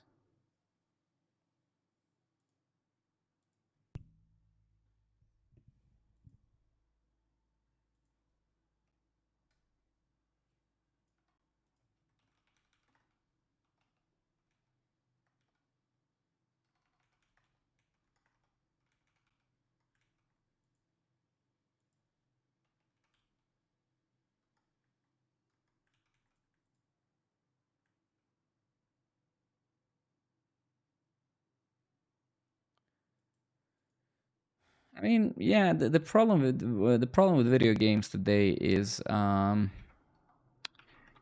that, well, number one, they're all the same, right? And they're all fundamentally uninteresting. I mean, like New World is a good example of a game where uh, it's truly just a hardcore grind, hardcore grind, right? There isn't really anything smart that you have to do in the game. So MMOs, exactly. MMOs are literally. Don't take me wrong. It's not that I don't enjoy them. That's a different subject. But generally, the problem with New World is that it doesn't have any ranked content. Which again, I'm not suggesting that one should necessarily play, but you can be as the best and the worst, and you can still achieve the same things, right? Because the game is generally casual, right? So you can end up farming some crap for like yeah, exactly, and you can indefinitely farm some stuff, right? Whatever. but it's meaningless. It has no purpose, right? So that's unfortunately right. You can't build a game for top. Well, certainly, of course you can't, and I agree with you, right? And that's not the point. The point is that then you should build a good game for other 90%, right? And they didn't, right? So I agree that you shouldn't be building game for top 10%, sure, but then build it good for other 90%, right? And they didn't do that, right? So that's the point.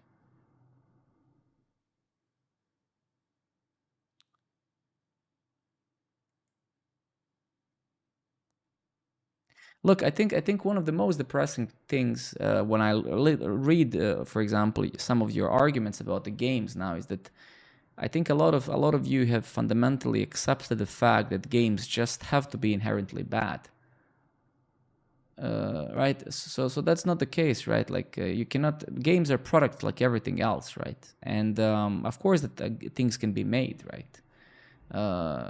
Everything can be made, but it's true that games past decade have just gotten worse, like terribly, right? But that's anyway, it doesn't matter, right? The point is, right, you have to decide as a game studio for whom are you making the game and what is the game about, right? Of course that there has to be some grind, right? Um right and also I think, I mean, I played World of Warcraft 15, 16 years ago. I played in Helium. I was one of the best players in the world back then, right? I lived in that game when I was very young. I was, well, maybe I was 18 years old, and I can tell you that it's not that the games have changed. People have changed, right? I think whenever I hear some of those, whenever I hear some of those Asmongold or some of those guys talking about video games, reviewing them, they always leave one fundamental variable outside of this discussion, which is the player itself, right? It's like many of you now wrote, well, it's so sad that those games are multiplayer, but we play them alone. Well, why do you play them alone, right? What prevents you to play them with others, right? Well, you know what? People, right? Other individuals who are also complaining about the same thing, but they don't take the effort to socialize, to make friends and stuff like that, right? So it's not the game's fault that you're playing it alone. It's all of my fault, your fault. So it's not the game, right?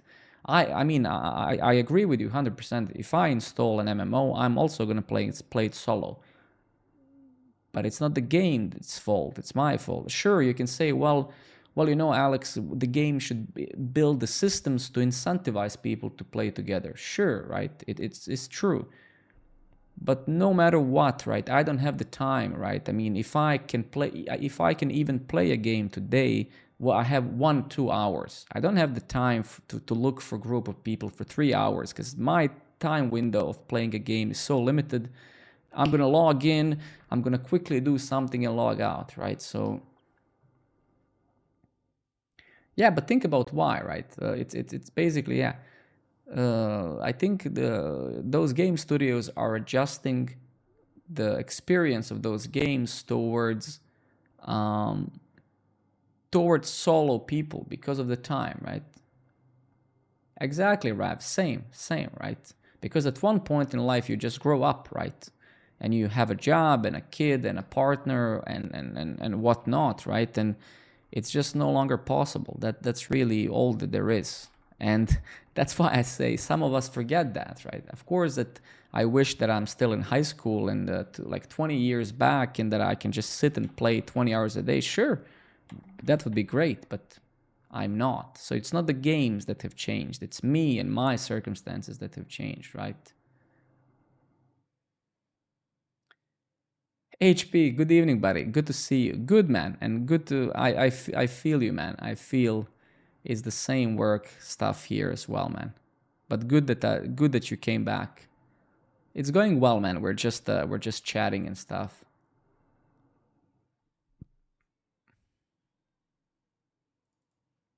I think that MMOs as a genre are dead, right? I think that, I think that inherently that genre just won't work anymore, no matter who you target, right? Because you cannot build a game that inherently is based on a pure grind and it's infinite grind, right? and why I say that it's that, I'm not saying that those games are bad. I would say just that the way that you play MMOs or RPGs is just fundamentally unrealistic.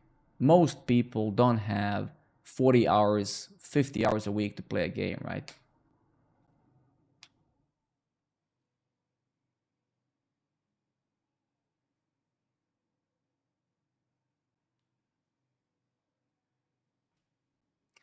Exactly, Smiley. I mean, exactly, right. So I mean, I'm honestly, for example, I grew up with that World of Warcraft. It's been the nicest experience of my life. When I was a kid, I learned to speak English in WoW. I made friends. It was a beautiful experience. I'm never gonna forget that experience. It was beautiful. But today, my life is different. When I was a kid, I could just sit and play, 15 hours a day, whatever. In the summer, I would play all day long, right? So it's not the World of Warcraft that has changed. It's me that have changed, right? I just don't have the time and probably the will, right, to do it anymore, right? So, and usually when you have those reviewers, they leave this detail out. It's like games today, this, games today, that. Games are today the same as ever. The people are different, right? And it's like when people say, "Oh, music sucks today." Well, that's also true, but it's also true that you can find a lot of good music if you put in the effort, and you find the smaller bands and stuff like that. So it's really always all about the people, man. Um,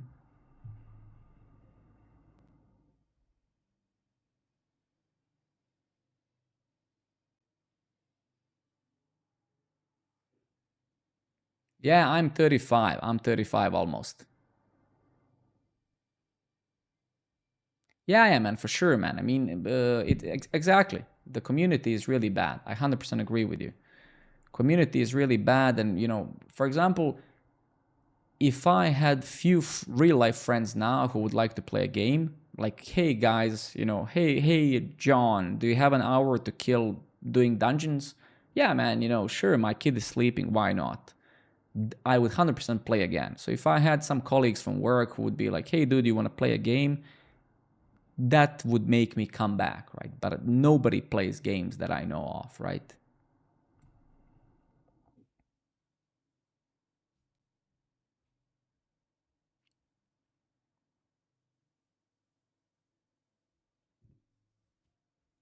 But yeah, that's how it is, man. Like it's sometimes it's us, it's not something else, right? And that's perfectly fine, right? That's perfectly fine, right? Sometimes you just have to grow up. Grow up is also a concept that I hate. So when I say grow up, please don't misunderstand me. When I say grow up, I don't necessarily mean become boring or some shit like that. I mean sometimes just life comes and we can't do what we want. That's what I mean. I will never grow up. I'm always going to be an idiot as I am, because to have a happy life, you don't need to become boring, right? Exactly. Priorities. That's what I mean, right? I don't mean like become boring or anything like that, right? I think it's important that we all try to stay as young as we possibly can, right? Because why not, right? Why not?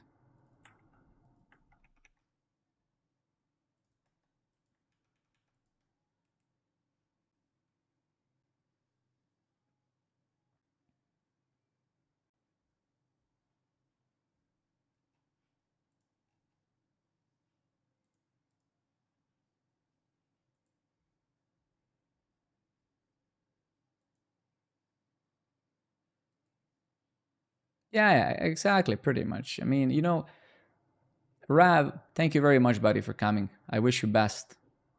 Please come by whenever you can. When I got my child 4.5 years ago, that kind of opened my eyes a lot to, when I got my kid a couple of years ago and with my wife, right? And when you get a child and when you see him grow, you realize how a kid is amazed by everything, right? Like by stupid things. He sees a rock of a different shape, and he's like, "Oh my god, this is so amazing."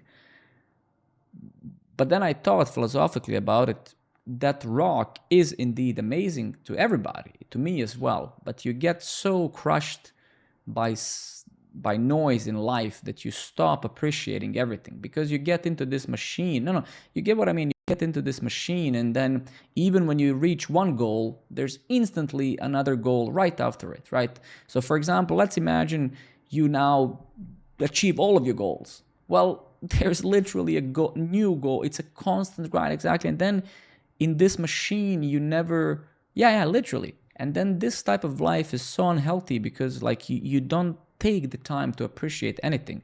And the kid has that time. The kid, you can see in their in their psychology, is like he's looking at that rock, you know, and that rock is the only thing that exists at that moment. He's not thinking about like, oh shit, you know, like so we can all learn something from a book of that, something from that page, right? It's like, and try to at least practice that a bit, right?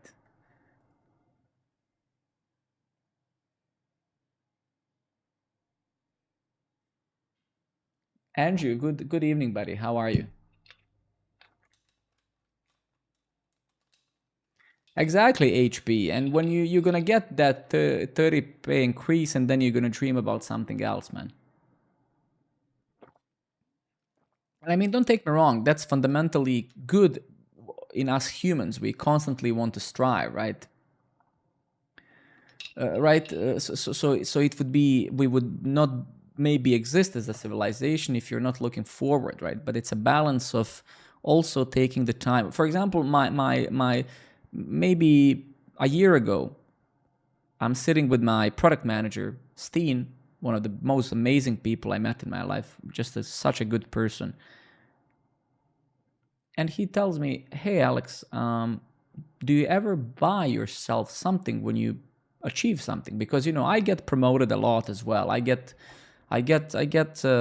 raises regularly, right? And then he asks me, like, we're sitting next to each other in the office where we sit, and he's like, "Hey, Alex, do you ever reward yourself?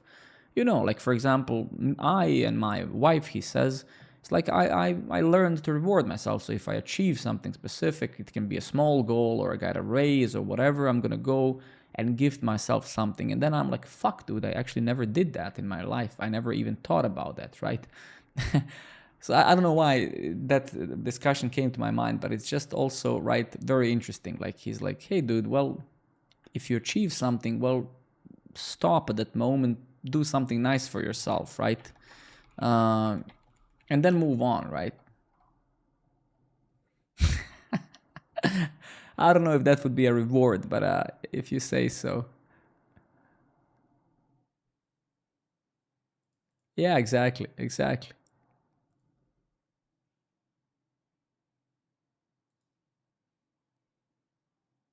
Whenever I achieve something, my wife gets a reward. I mean, but that's then a reward for you. I know that you're kidding, but what's there's nothing better in life than making someone else happy, right? There's no feeling. I mean, that feeling is so strong that it literally beats your personal own feeling, right? There's nothing better than when you make someone else happy. That's there's like nothing as addictive as helping others, man. That's like so addictive. It's literally like yeah, man. When you make your wife, your kid, whoever, right, your friend, it's just magical, man. Code perfect. What a lie. He literally lied in the first three words. Code running perfectly in the first run never happened.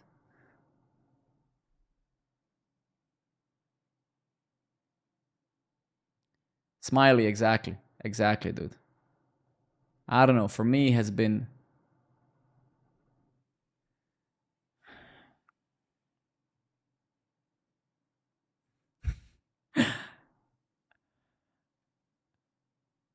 okay. So let's see.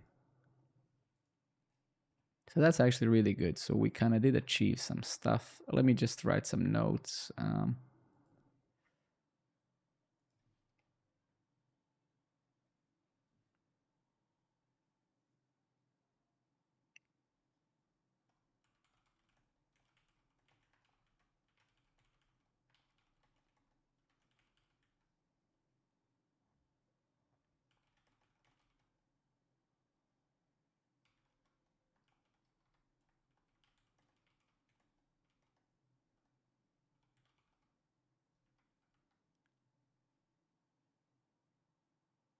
When do you usually go to sleep? Honestly, like I try to go to sleep before midnight, so basically 10 minutes from now. Older. I love that guy as well, man. Genuinely, it's one of the guys that I really connected with. I miss him sometimes. Just say big hi.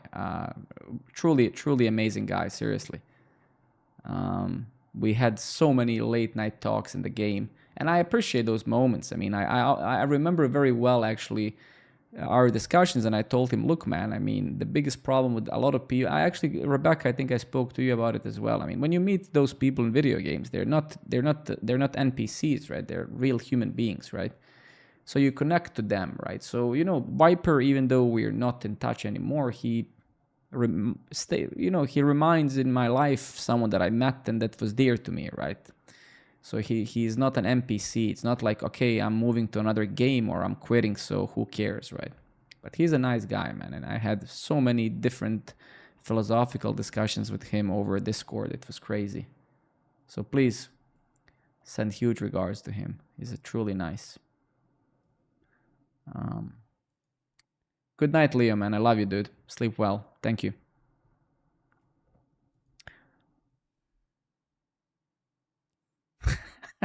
JS Maniac is on fire today. Oh, thank you very much, Rebecca. Thank you. Okay, guys. It's been a 2.5-hour stream. For sure.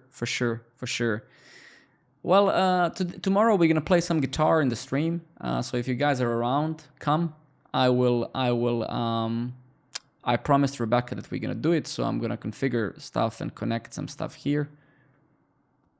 And then obviously we're gonna keep a few more streams finishing this feature. I'll let you guys know on Discord a couple of hours in advance. So if you guys are around, I advise you to not be around and do something better on Saturday than watching my lazy ass. But in case you are around, then let's hang out.